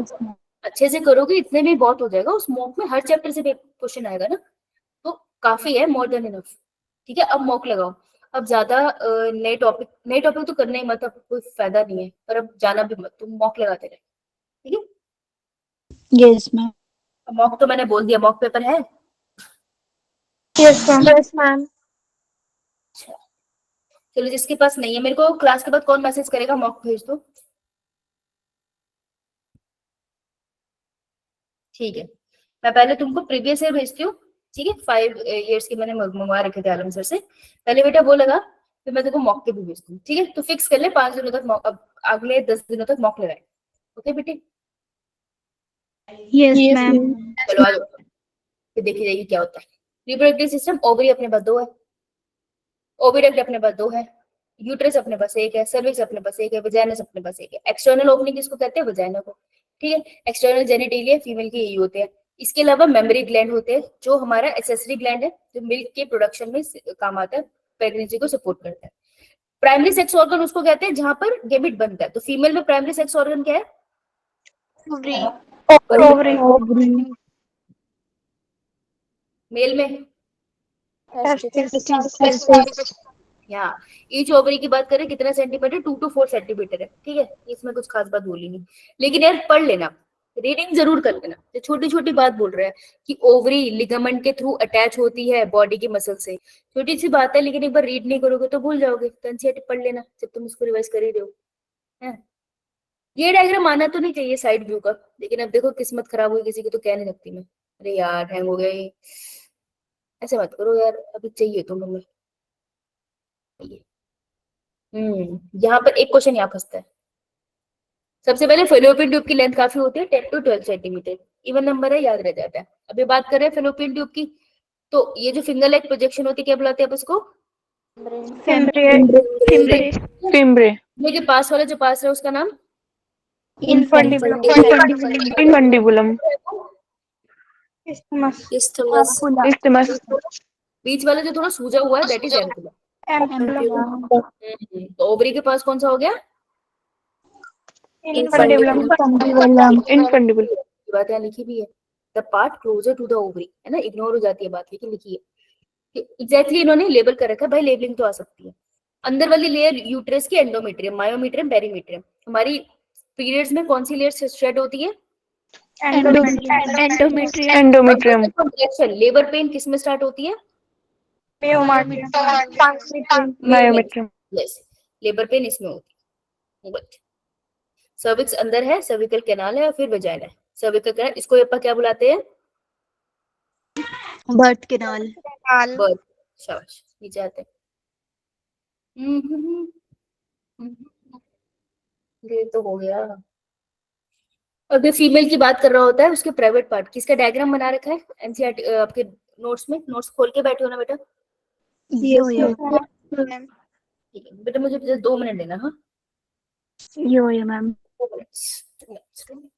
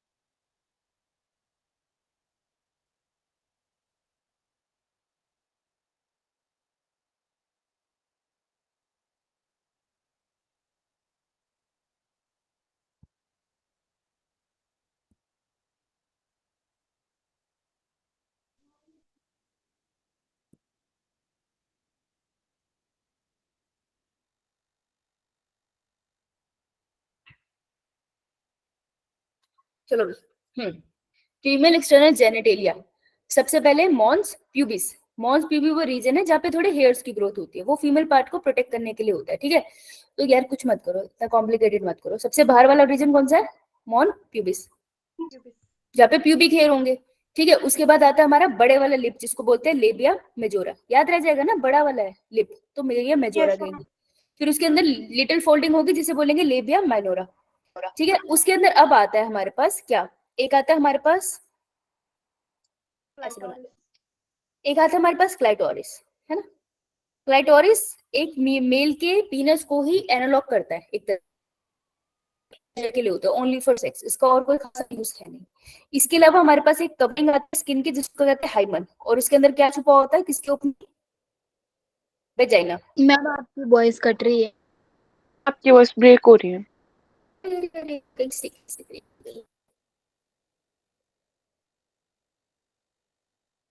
अब आए no ma'am, no ma'am. Break हो रही है। Break down. मैम अब आ रही है।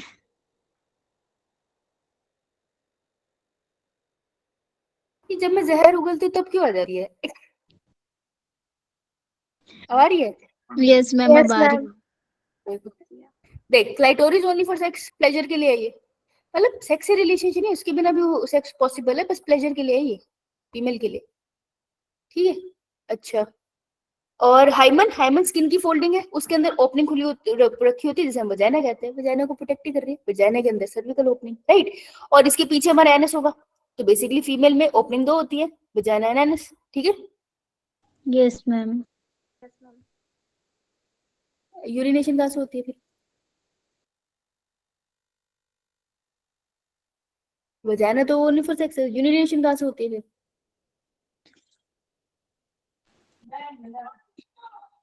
अभी बोलो। अबे वो नोट्स खोल के बैठे हो, नहीं देख के बताओ।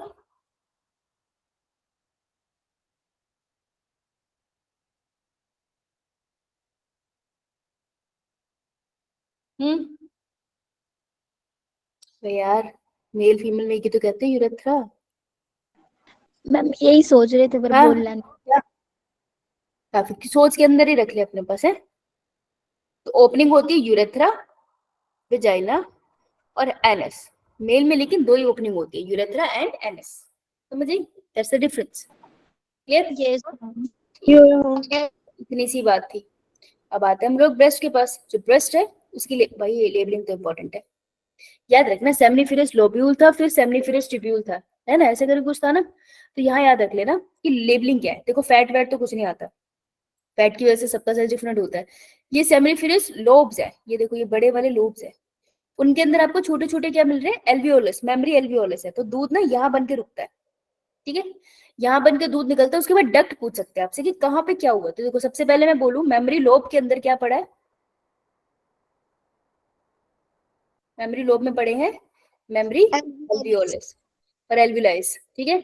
उसमें से मिल्क बनेगा, तो मिल्क किस में जाएगा सबसे पहले, मेमोरी डक्ट में, डक्ट से जाएगा थोड़े सूजे हुए पार्ट में, एम्पुला मतलब सूजा हुआ, ये हो गया एम्पुला।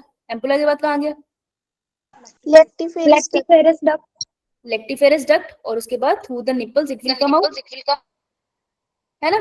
तो मिल्क को बनाने के लिए, सिंथेसिस के लिए कौन सा हार्मोन रिस्पॉन्सिबल है, लेकिन उसके रिलीज निपल से बाहर निकलने के लिए कौन रिस्पॉन्सिबल है, ऑक्सीटोसिन। ऑक्सीटोसिन। हाँ। तो बच्चा जब निपल सक करता है ना, तो उसके आगे जो एरियोलर्स है ना, ये सिग्नल भेजते हैं ब्रेन के पास, और वो फिर हार्मोन रिलीज कराते हैं, ठीक है जी। Yes ma'am. बहुत बढ़िया। Ma'am. Order, NEET loves order, कौन सी चीज किस डायरेक्शन में मूव कर रही है, ठीक है। तो मेमोरी ग्लैंड का ऑर्डर बहुत इंपॉर्टेंट है। तो भाई हो जा भाई, ये यार हैंग क्यों हो रहा है, मैम दिख भी नहीं रहा, दिख रहा है। है, देखो इसने सिर्फ यही दिया है, ऑर्डर पढ़ लेना एक बार, ठीक है। Memory gland is a characteristic feature of all the mammals, that's why हम मैमल्स कहलाते हैं, ये हमारा कैरेक्टरिस्टिक फीचर है, एनिमल किंगडम में ये लिखा भी हुआ है, ठीक है। मेमोरी लोब्स कितने होते हैं, वो 12 to 50, इसने यहाँ लिखा है, तो उसको आपको याद रखना है, राइट। अब नीचे आते हैं, gametogenesis is gamete formation, terms clear रखना। यहाँ पर अगर फंसोगे ना इस पेज में, तो तुम टर्मिनोलॉजीज में फंसोगे, और एक पॉइंट है यहाँ पर, उसमें फंसोगे। तो सबसे पहले स्पर्मेटोजेनेसिस का मतलब फॉर्मेशन। स्पर्म का बनना, इंटायर प्रोसेस है ये, ठीक है। स्पर्मेटोगोनिया मतलब male germ cell. Male germ cell, immature है ये, है ना, इसी को ये बोल रहे हैं स्पर्मेटोगोनिया। अगर मैं एक की बात कर लूं, तो स्पर्मेटोगोनिया या स्पर्मेटोगोनिया में एक ही बात हो गई, ठीक है। उसके बाद प्राइमरी स्पर्मेटोसाइट, सेकेंडरी स्पर्मेटोसाइट, ये तुमको सुन के भी पता चल जाएगा, पहले प्राइमरी आएगा फिर सेकेंडरी आएगा। फिर आते स्पर्मेटेड। स्पर्मेटेड वो वाले स्पर्म होते हैं जिनके पास टेल नहीं होती, टेललेस। लास्ट में हमारे पास बिल्कुल लास्ट में स्पर्म आता है जिसको हम बोलते हैं जोया स्पर्मेटोजेनेसिस। अगर मेटोजेनेसिस है तो स्पर्म की सिंथेसिस है, लेकिन अगर स्पर्मियोजेनेसिस है that means they are talking about spermatozoa. बोली प्यारी बच्ची, इतनी बोली ना हो, दुनिया बहुत बहुत पापी है बेटा, तू कैसे जिएगी बेटा। स्पर्मियोजेनेसिस मतलब स्पर्म को रिलीज करना होता है, ठीक है। अभी बताते हैं कैसे। Spermatogenesis clear? Yes ma'am. ठीक है, ये रहा देखो स्पर्मेटोगोनिया, इस डायग्राम में देखो, ध्यान से देखना, सेमिनिफरस ट्यूब्यूल का डायग्राम है, ये स्पर्मेटोगोनियम है। Spermatogonium is also known as, अगर मैं 2 की बात करती तो स्पर्मेटोगोनिया, ठीक है। ये थोड़ा मैच्योर होगा, ठीक है, और मैच्योर होकर किसमें चेंज हो जाएगा, प्राइमरी स्पर्मेटोसाइट। प्राइमरी स्पर्मेटोसाइट यहाँ से बताती हूँ तुमको, ये तो पागल हो जाओगे तुम। Spermatogonia present on the inside wall of seminiferous tubule. Inside wall की तरफ है सेमिनिफरस ट्यूब्यूल की, बाहर नहीं लगा बेटा, अंदर है ये ना सेमिनिफरस ट्यूब्यूल के। ये डिवाइड होता है बाय माइटोसिस और अपने नंबर में इंक्रीज होता है, तो माइटोसिस से नंबर इंक्रीज करा, यानी कि इसकी प्लॉइडी क्या होगी 2n। वहां लिख ले। सम ऑफ द स्पर्मेटोगोनिया, अब इसको हम बोलेंगे प्राइमरी स्पर्मेटोसाइट, जो पीरियोडिकली अंडरगो करेंगे मियोसिस। तो प्राइमरी स्पर्मेटोसाइट की खुद प्लॉइडी क्या होगी 2n।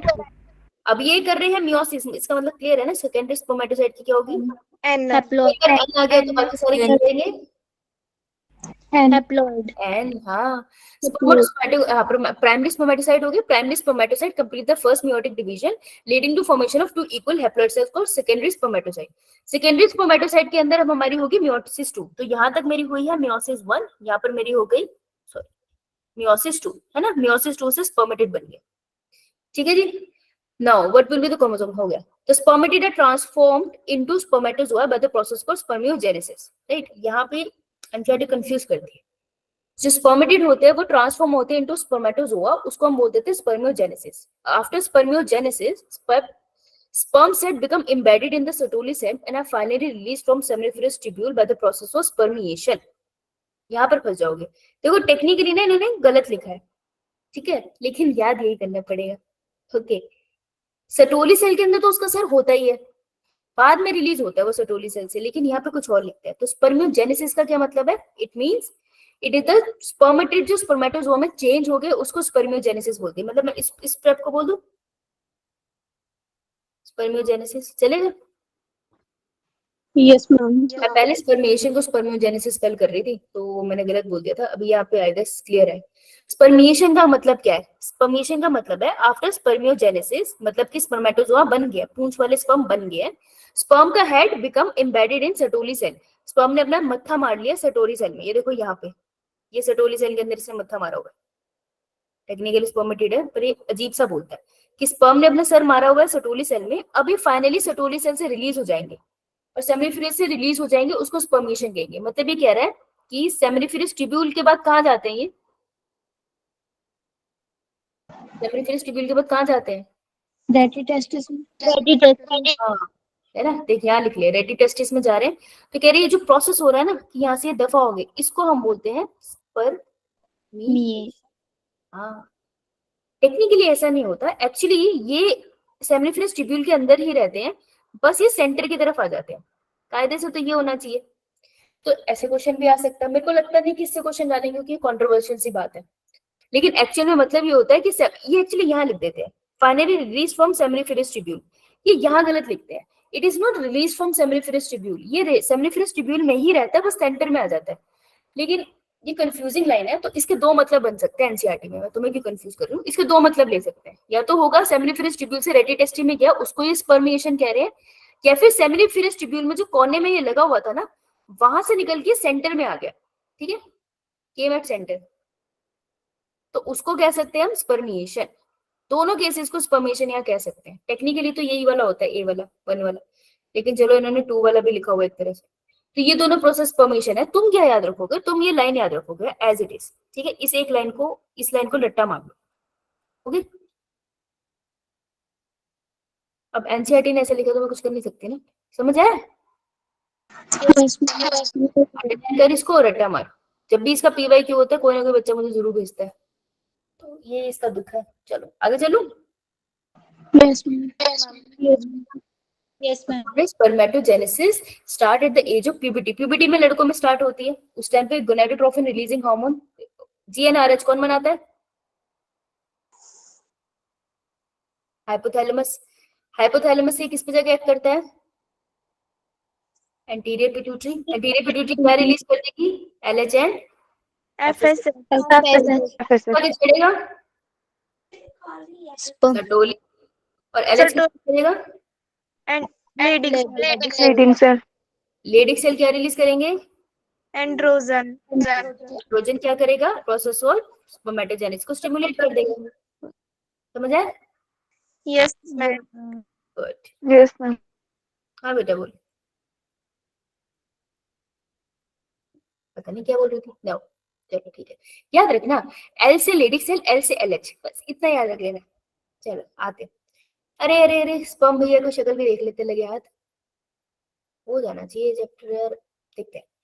ओके स्पर्म की बात करें तो सबसे बाहर यार याद रखना पूरा स्पर्म प्लाज्मा मेम्ब्रेन से कवर है भाई, पूरा स्पर्म, इंटायर स्पर्म।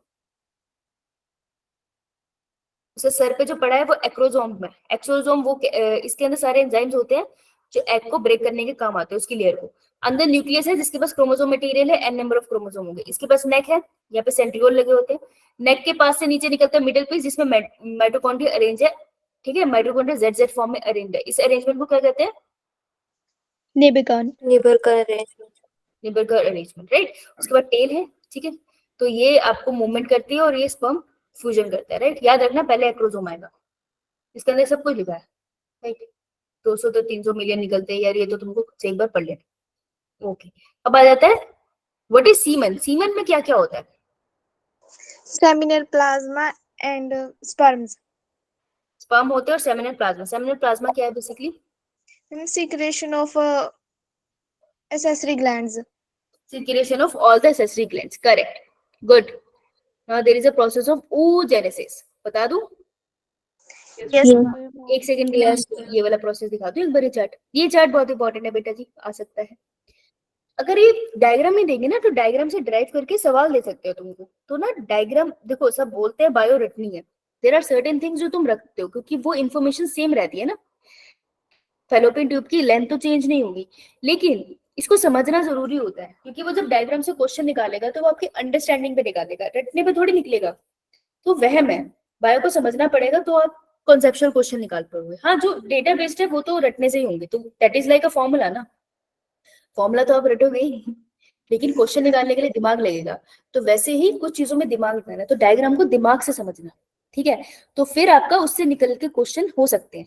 सबसे डिफिकल्ट क्वेश्चन होते हैं वो जो डायग्राम से निकाल के कोई डिजाइन करता है, मतलब मेरे को सबसे डिफिकल्ट क्वेश्चन लगते हैं वो, इसमें बच्चे को सोचना पड़ा, राइट। तो इसलिए इनको ध्यान देना है हमने। देखो क्रोमोसोम नंबर पर सेल यहाँ लिखा है, ये प्यूबिटी की बात कर रहे हैं। प्यूबिटी आई तो बच्चे के पास क्या पड़ा था? स्पर्मेटोगोनिया। एक को क्या बुलाऊंगी मैं?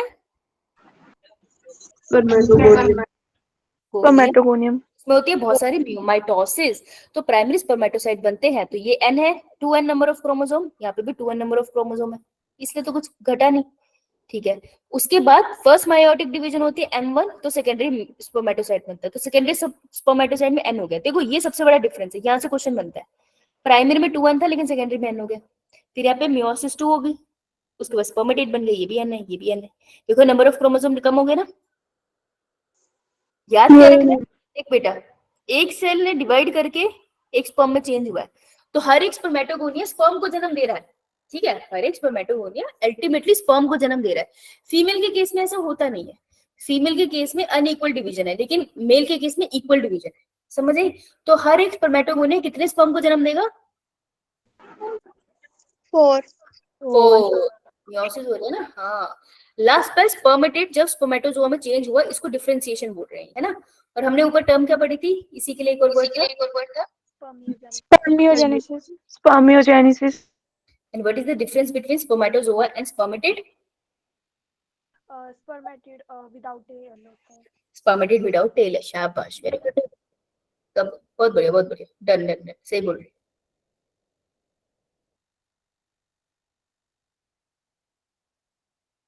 मेंस्ट्रुअल साइकिल करा दो एक बार पहले। Yes, ma'am. Yes, ma'am. उजेनेसिस यार, मैं उजेनेसिस के साथ फर्टिलाइजेशन कराना चाहती हूँ, तो फिर फ्लो टूट जाएगा जोर से। मैं हाँ बेटा बोल। नहीं दिख रहा है। नहीं, हाँ बेटा ब्लड दिख रहा है। अरे उठ जा, क्या हो गया तुझे, सो क्यों गया? उठ जा फिर पा।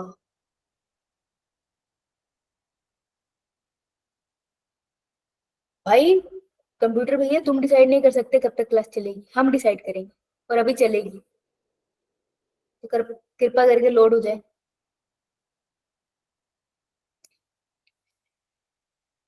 देखो क्या दिन आ गया, कंप्यूटर भी एटीट्यूड दिखा के जा रहा है, बताओ देख रहे हो तुम? यस मैम देख रहे हैं। तुम्हें को दिखा रहा है एटीट्यूड, मुझे भी दिखा रहा है, तेरे को तो बाद में बताऊंगी, मिली मेरे को बाहर। क्या मैं इसको कुछ कह भी नहीं सकती यार, ये महंगी चीज है, कहीं बुरा बुरा मान गई और एक आध चीज इधर उधर होगी तो मैं तो ठीक कराती रह जाऊंगी। कंप्यूटर ठीक कराने से याद आया, हरीश ने आया क्या आज क्लास में? मैम उसने बोला था नहीं दे लो। हाँ वही ना, वही ठीक कराने पे मुझे याद आया कि हमारी क्लास में एक बैठा है, आया नहीं लगता आज, इसलिए इतनी शांति है, कितनी सुकून से क्लास हो गई। अरे हो जा लोड, ला ला ला ला ला। आओ भाई एक डायग्राम को चार्ट डालते हैं कि कैसे होगा। मेंस्ट्रुअल साइकिल है, कितने दिन की साइकिल है? 29 डेज। लेकिन हमें महिलाओं के तौर पे ये पता है ना कि ऐसा जरूरी नहीं है, है ना? ये अपने जल्दी है, किसी दिन आपका यूट्रस कहता है कि आओ चलो 35 डेज की साइकिल बनाते हैं, तो उसका मन है, कुछ कर नहीं सकते। 29 डेज तुमको याद रखना है। कितने फेजेस में डिवाइड है मेंस्ट्रुएशन? जब ब्लीडिंग होगी, दैट इज ओनली 5। ठीक है जी, 5। उसके बाद फॉलिकुलर फेज, जहां पर आपकी ओवरीज के अंदर फॉलिकल्स डेवलप हो रहे होंगे। फिर आता है आपका लुटपिटिगिया एज। लुटपिटिगिया केस कौन सा होता है? जहां पर आपका ओवम रिलीज हो चुका है, ओवुलेशन हो गई है, तो ओवरी तो लुटपिट गई ना, उसका ओवम ही चला गया, तो लुटपिटिगिया फेज इज लुटियल फेज, जिसको सेक्रेटरी फेज भी बोलते हैं, और लुटियल फेज इसलिए बोलते हैं क्योंकि कॉर्पस लुटियम इसमें बनता है, तो लुटियल से लुटियम में याद रखना, लुटपिटिगिया फेज। और लास्ट उसके बाद हमारे पास सीधा आपकी दोबारा से मेंस्ट्रुएशन स्टार्ट हो जाएगी। ठीक है, तो ये फेजेस है इसके। पहली चीज तो ये। अब ये यूटेराइन के इवेंट की बात कर रहे हैं, तो देखो जब मेंस्ट्रुएशन होती है सिर्फ तब आपको ये नीचे जाता हुआ दिखेगा, क्योंकि ब्लीडिंग हो रही है, मेंसेस का मतलब है ब्लीडिंग। उसके बाद आपको बेटा ऊपर जाता दिखेगा, सबसे ज्यादा आपको ये ऊपर तब मिलेगा। इसको बढ़ाने के लिए हमें जो हार्मोन चाहिए वो प्रोजेस्टेरोन। जब प्रोजेस्टेरोन का लेवल हाई होगा तब आपको एंडोमेट्रियम सबसे मोटी मिलेगी, तो दिस इज एंडोमेट्रियम, यूट्रस की लाइनिंग। तो प्रोजेस्टेरोन का लेवल इस टाइम पे हाई है, देखो सिर्फ इस टाइम पे हाई है ना। Yes. लुटिपिटिगिया वाले केस में सबसे ज्यादा हाई होता है, तो जब प्रोजेस्टेरोन हाई होगा तब ये वाला एंडोमेट्रियम हाई रहेगी, तो याद रह जाएगा ये वाली लाइन इस साइड की। Yes, ma'am. Yes, ma'am. ध्यान से ना इस डायग्राम में, क्योंकि बहुत पास पास लाइन है, ये देख लेना स्टार्ट कहाँ से हो रहा है। देखो फीमेल की बॉडी में ना एस्ट्रोजन जनरली ज्यादा ही रहता है, इस टाइम भी हमारी बॉडी में बात करूं, मेरी बॉडी में एस्ट्रोजन ज्यादा है, ठीक है, इसलिए फीमेल को मूड स्विंग्स में ज्यादा होते हैं, हमें एस्ट्रोजन ज्यादा होता है। Estrogen is a very strong hormone, steroidal hormone है ये, तो ये डेंजरस सी चीज है। तो एस्ट्रोजन हमेशा ज्यादा होगा, देख हर जगह एस्ट्रोजन ज्यादा है। क्वेश्चन ये आता है सबसे ज्यादा कब है? पहला पॉइंट, जब ओव्यूलेशन होती है। कौन से दिन ओव्यूलेशन होती है? Nearly 14th day, 14. है ना? तो 14 डे पे एस्ट्रोजन का लेवल सबसे ज्यादा हाई। दूसरा क्वेश्चन, लो कब हुआ? बेटा जब प्रोजेस्टेरोन का लेवल हाई है तब एस्ट्रोजन का लेवल लो है, तो somewhere in the luteal phase ये लो भी जाता है। ठीक है, यस मैम। तो दो ही चीजें याद रखना, हाई कब है लो कब है, बाकी तुमसे हो जाएगा। अब आते हैं ओवरी में क्या हो रहा है। बेटा ओवरी में जब पीरियड्स चल रहे थे ना, तो ओवरी में कुछ नहीं हो रहा था। जब पीरियड्स 5 दिन खत्म हो गए ना, तो 6वें दिन से ये जो फॉलिकल है डेवलप होने स्टार्ट हो गए। Primary follicle, secondary follicle, tertiary follicle, then mature follicle. Mature follicle फटता है और उसमें से ओवम बाहर निकलता है, करेंगे हम अभी, कल करेंगे। तो जो ओवम बाहर निकलता है इस प्रोसेस को बोलते हैं ओवुलेशन। कौन से दिन हुआ ये? 14. 14 टाइम पे कौन सा हार्मोन आपको ज्यादा दिख रहा है ओवरी का? एस्ट्रोजन। बेटा याद रखिए, एस्ट्रोजन एंड प्रोजेस्टेरोन पिट्यूटरी से नहीं निकलते, ओवरी से निकलते हैं। ठीक है, और पिट्यूटरी से एलएच और एफएसएच निकलते हैं, बस ये कंफ्यूज मत जाए। ठीक है, जब ये निकल गया तो ये बचा कुछ चीज जो होती है वो कॉर्पस लुटियम बन गया। कॉर्पस लुटियम भर भर के सिक्रीट करता है प्रोजेस्टेरोन, ये खुद सिक्रीट करता है, इसलिए प्रोजेस्टेरोन का लेवल हाई हो गया। फिर थोड़े दिन में ये भी डीजेनरेट हो जाएगा, राइट? अभी कितने दिनों में क्या डीजेनरेट हुआ अभी करते हैं। ऊपर आओ, हार्मोन की बात करते हैं पिट्यूटरी की। बेटा पिट्यूटरी को हार्मोन हम सबसे पहले देख रहे हैं, फॉलिकल स्टिमुलेटिंग हार्मोन स्टार्ट जरूर हुआ है, लेकिन मोस्टली इसका लेवल पूरी साइकिल में कैसा रहेगा? लो। लो हाँ, तो बस यही स्टार्ट होता है, उसके बाद थोड़ा लो ही रहता है। एलएच ने जंप कब किया? Ovulation ovulation. ओवुलेशन एफएस भी जंप करता है कंपैरेटिवली, पर एलएच याद रख, ठीक है। अब बात कर लेते हैं कि कितने टाइम तक ल्यूटियल फेज रहता है। ल्यूटियल फेज जब तक कॉर्पस ल्यूटियम रहेगा, देखो 15 से लेकर 29 कितने डेज हो गए? 14 अराउंड 14 डेज हो गए। तो अराउंड 14 डेज के लिए आपको कॉर्पस ल्यूटियम मिलेगा, अराउंड 14 डेज के लिए आपकी प्रोजेस्टेरोन की थिकनिंग ज्यादा होगी। तो प्रेगनेंसी में 14 डेज तक वेट किया जाता है कि फीमेल प्रेग्नेंट हो, अगर ना हो तो कॉर्पस ल्यूटियम डिजेनरेट हो जाएगा और दोबारा से पीरियड स्टार्ट हो जाएगा। समझ आया? यस मैम इस डायग्राम को हर तरफ से देख ले, इसके अलावा क्या ही है इसमें? यही तो है इसमें। हम इसकी थ्योरी पढ़ते हैं ना तो खो जाते हैं, लेकिन इसमें यही है। अब यही हम पढ़ेंगे। पढ़ा दूं? इसको मैं पढ़ाना चाहूंगी क्योंकि है Yes. ये परेशान करने वाली चीज है। ठीक है, आओ देखो, जब पहली बार पीरियड्स आते हैं किसी फीमेल को, अपन उसको कहते हैं मी नार्क, है ना? और जब उसके पीरियड्स रुक जाते हैं इन द ओल्ड एज, उसको हम बोलते हैं मीनो Pause. पाउस मेनोपॉज पॉज। पॉज क्या होता है? The reproductive cycle of the female primates की बात हो रही है, मंकी, एप, फीमेल बिचेस जो होती हैं, डॉग बिचेस, राइट, उनको भी पीरियड्स होते हैं, लेकिन उनके पीरियड्स अलग होते हैं, ब्लीडिंग वाले नहीं होते। The first menstruation begin at puberty, हमको पहली मेंस्ट्रुएशन प्यूबर्टी पे आती है, जिसे मेनार्क कहते हैं। ठीक है, कितने दिन की? 28 टू 29 डेज की है। ठीक है, साइकिल जब स्टार्ट होती है एक मेंस्ट्रुएशन से जब तक नेक्स्ट आएगा उसको हम बोलते हैं मेंस्ट्रुअल साइकिल, है ना? जब ब्लीडिंग हुई, नेक्स्ट टाइम जब ब्लीडिंग होगी वो एक साइकिल होगी। नीचे आता है The major event in the menstrual cycle are shown, ठीक है। The cycle start with the menstrual phase, तो start किससे होगी वो? menstrual phase। और menstrual phase का मतलब है they're talking about bleeding phase bleeding and it lasts for 3 to 5 days।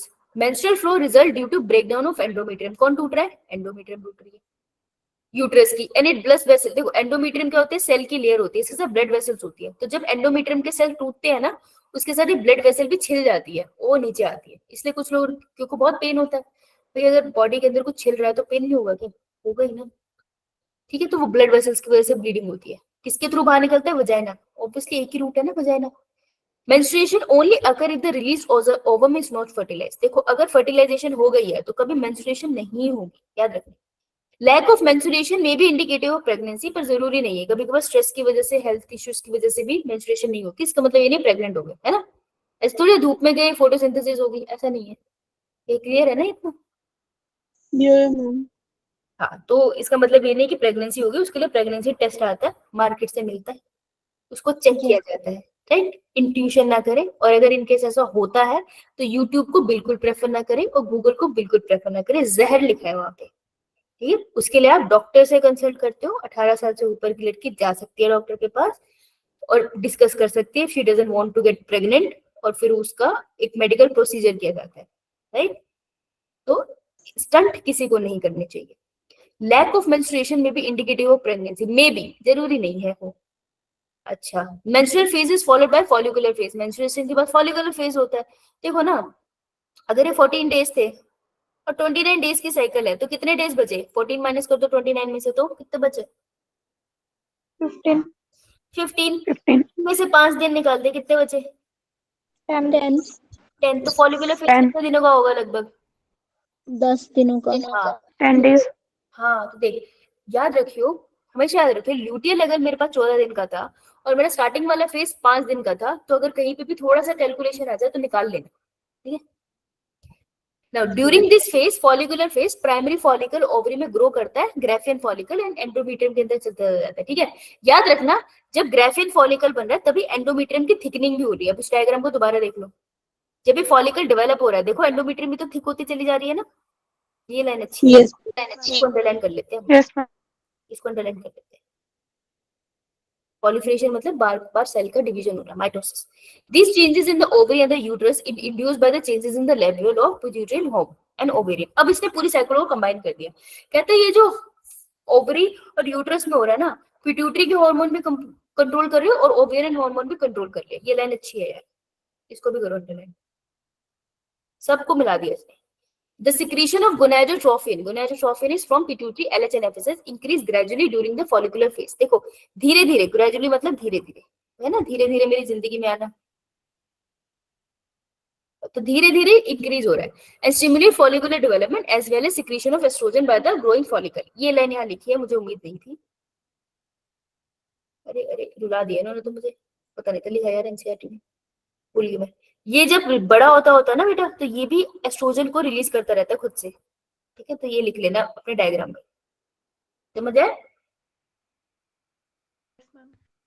Yes, ma'am. आ जाओ फिर नीचे. Both LH and FSH attain a peak level कब? 14 डे पे. देखो इसने दोनों मेंशन कर दिया. गुड, हमने ऊपर करा था ना कि एफएसएच का भी इंक्रीज होता है, लेकिन मेनली एलएच याद रखना. देखो इसने दोनों मेंशन करा, दोनों को इज्जत दे दी इसने. एलएच और एफएसएच का लेवल इंक्रीज हो जाता है during 14th day. Rapid secretion of LH luteinizing hormone lead to the maximum level during the mid cycle. LH, इसको हम कहते हैं एलएच सर्ज, जब सिर्फ एलएच की बात कर रहे हैं. और ग्राफिन फॉलिक रप्चर हो जाएगा, ओव्यूलेशन हो जाएगी. ओव्यूलेशन के बाद, ओव्यूलेशन जो होती है उसको ओव्यूलेटरी फेज भी बोलते हैं. ठीक है, वो मूवमेंट को ओव्यूलेटरी फेज बोलते हैं जब ओव्यूलेशन हुई है, और कुछ नहीं. इसके बाद लूटियल फेज आ गया, लुटपिटिया फेज, जहाँ पर कॉर्पस ल्यूटियम मिलेगा. कॉपर ल्यूटियम क्या सीक्रेट करता है? कौन सा हार्मोन? प्रोजेस्टेरोन. इंक्रीज होगा. गुड. और ये किसके लिए नेसेसरी है? For the implantation of the fertilized ovum and other events in pregnancy. तो प्रोजेस्टेरोन इंपॉर्टेंट है फॉर प्रेगनेंसी. कोई पूछ लेना प्रेगनेंसी के लिए कौन सा चाहिए, एस्ट्रोजन नहीं है, प्रोजेस्टेरोन है. वो पी से प्रोजेस्टेरोन, पी से pregnancy. During pregnancy all the events from menstrual cycle stop and no menstruation. Pregnancy में कोई साइकिल नहीं चलती. ठीक है, फर्टिलाइजेशन ना हो तो कॉर्पस ल्यूटियम लुट जाएगा, डिजेनरेट हो जाएगा और मेंस्ट्रुएशन फिर से स्टार्ट हो जाएगी. अब मेंस्ट्रुएशन कब सीज होती है? लगभग 50 साल की उम्र में. आजकल 40 में भी हो जाती है. इसको मेनोपॉज कहते हैं. ठीक है, अगर साइक्लिंग मेंस्ट्रुएशन इंडिकेटर होते हैं सब कुछ सही है, अगर ना हो तो चेक करा लेना चाहिए. Maintenance of hygiene and sanitation during menstruation बहुत इंपॉर्टेंट है. ठीक है, सही से साफ सुथरा रहना चाहिए. सैनिटरी नैपकिन को चेंज करते रहना चाहिए और ढंग से डिस्पोज करना चाहिए. बेसिक बात है, इससे क्वेश्चन नहीं बनता. ठीक है जी, इतना done? Yes, ma'am. Yes, ma'am. Yes, ma'am. हाँ बेटा पूछ. गलती से हो गया. मैं माफ नहीं कर पाऊंगी तुझे आज, कल कर दूंगी. ठीक है, ओके मैम. इतना एडजस्टेबल है. कौन है ये? मुझे लगा नहीं था बेटा तू आया पर आया है. अच्छा चलो ठीक है. मैं मनीषा थी. मनीषा? ये मनीषा तो नहीं लग रहा है मुझे. लड़की की. बेटा मनीषा लड़की. तो क्या हुआ तेरी आवाज को? गला खराब हुआ है. और क्या बात कर रही? सच में तू थी? Yes ma'am. अरे मनीषा तुम तो मनीष हो गई. क्या हो गया तुझे बेटा? किस पे गरी आ रही है जो तेरा गले खराब हो गया? तबीयत खराब हो गई? Yes ma'am. अरे दवाई ली? अभी नहीं के लिए. यार मेरे को डरा रहे हैं दोनों. पता नहीं कौन है. मुझे बिल्कुल लड़के की आवाज आ रही है. या तो तुम मेरे साथ खेल रहे हो, या फिर सच में मनीष हो गई. बेटा ध्यान रख अपना, दवाई ववाई खा, और थोड़ा गरम गरम पानी वानी कोसा लो. वहां पे तो ठंडा है ना मौसम? Yes, ma'am. Yes, ma'am. सकते हो? बारिश वाला मौसम है. मैम बारिश से फिर से हो गया ठंडा. हाँ तो तुम्हारे रो के क्यों बोल रहे? खुश हो? मैम बारिश इधर हो ही नहीं रही. और तो जिसके वहां ठंडा है तुम कोसा पानी पियो. मेरे को देखो, मैं नॉर्मल पानी पीती हूँ, धूप पे जाती हूँ उबल जाता है पेट के अंदर, चूल्हा बन गया अंदर. ठीक, तो तुम कोसा पानी पियो यार. और अपने गले वाले का ध्यान रखो. अभी 10 दिन बाहर का मत खाना, और जानबूझ के बाहर का मत खाना ताकि बीमार हो जाओ. 10 दिन बाहर का मत खाना यार, बीमार हो जाते हैं अक्सर पेपर के पास. स्पेशली गन्ने वन्ने का जूस मत पीना, क्योंकि उसमें पानी बहुत यूज होता है ना, कच्चा पानी नहीं होता वो, तो उससे बीमार होने के चांसेस होते हैं अगर गन्ने का वो जूस साफ ना हो. और गोलगप्पे मत खाना, तुम्हें पता नहीं पानी का सोर्स क्या है. बेसिकली अगर बचना होता है ना तो बाहर से पानी नहीं लेना चाहिए कभी ओपन. पानी बहुत जल्दी गंदा होता है, वो बहुत जल्दी बीमार करता है. तो बाहर का मत खाना फॉर द नेक्स्ट 10 डेज. और थोड़ा लूकवार्म वाटर ले लो. अगर वहां पर ठंड है तो, गर्मी है तो यार ठंडा ही लो नॉर्मल. और ठंडा पानी मत लेना, गले पकड़ लेगा. And sleep. और प्लीज 10 दिनों के लिए घर का खाना खाओ. होममेड फूड आपको स्लीप ही नहीं करता, आपको ठीक रखता है. इसका मतलब ये है, मेरा मतलब ये नहीं कि 2 प्लेटें दबा के चावल खा लो, उसके बाद तो तुम्हें सोने से कोई नहीं बचा पाएगा, है ना? yes, ma'am. है ना? इतना पेल के नहीं खाना है. लस्सी वस्सी पी के ऐसे मस्त मंजे में लेटे हैं, दोपहर एंजॉय कर रहे हैं, 10 दिन के बाद कर लेना यार।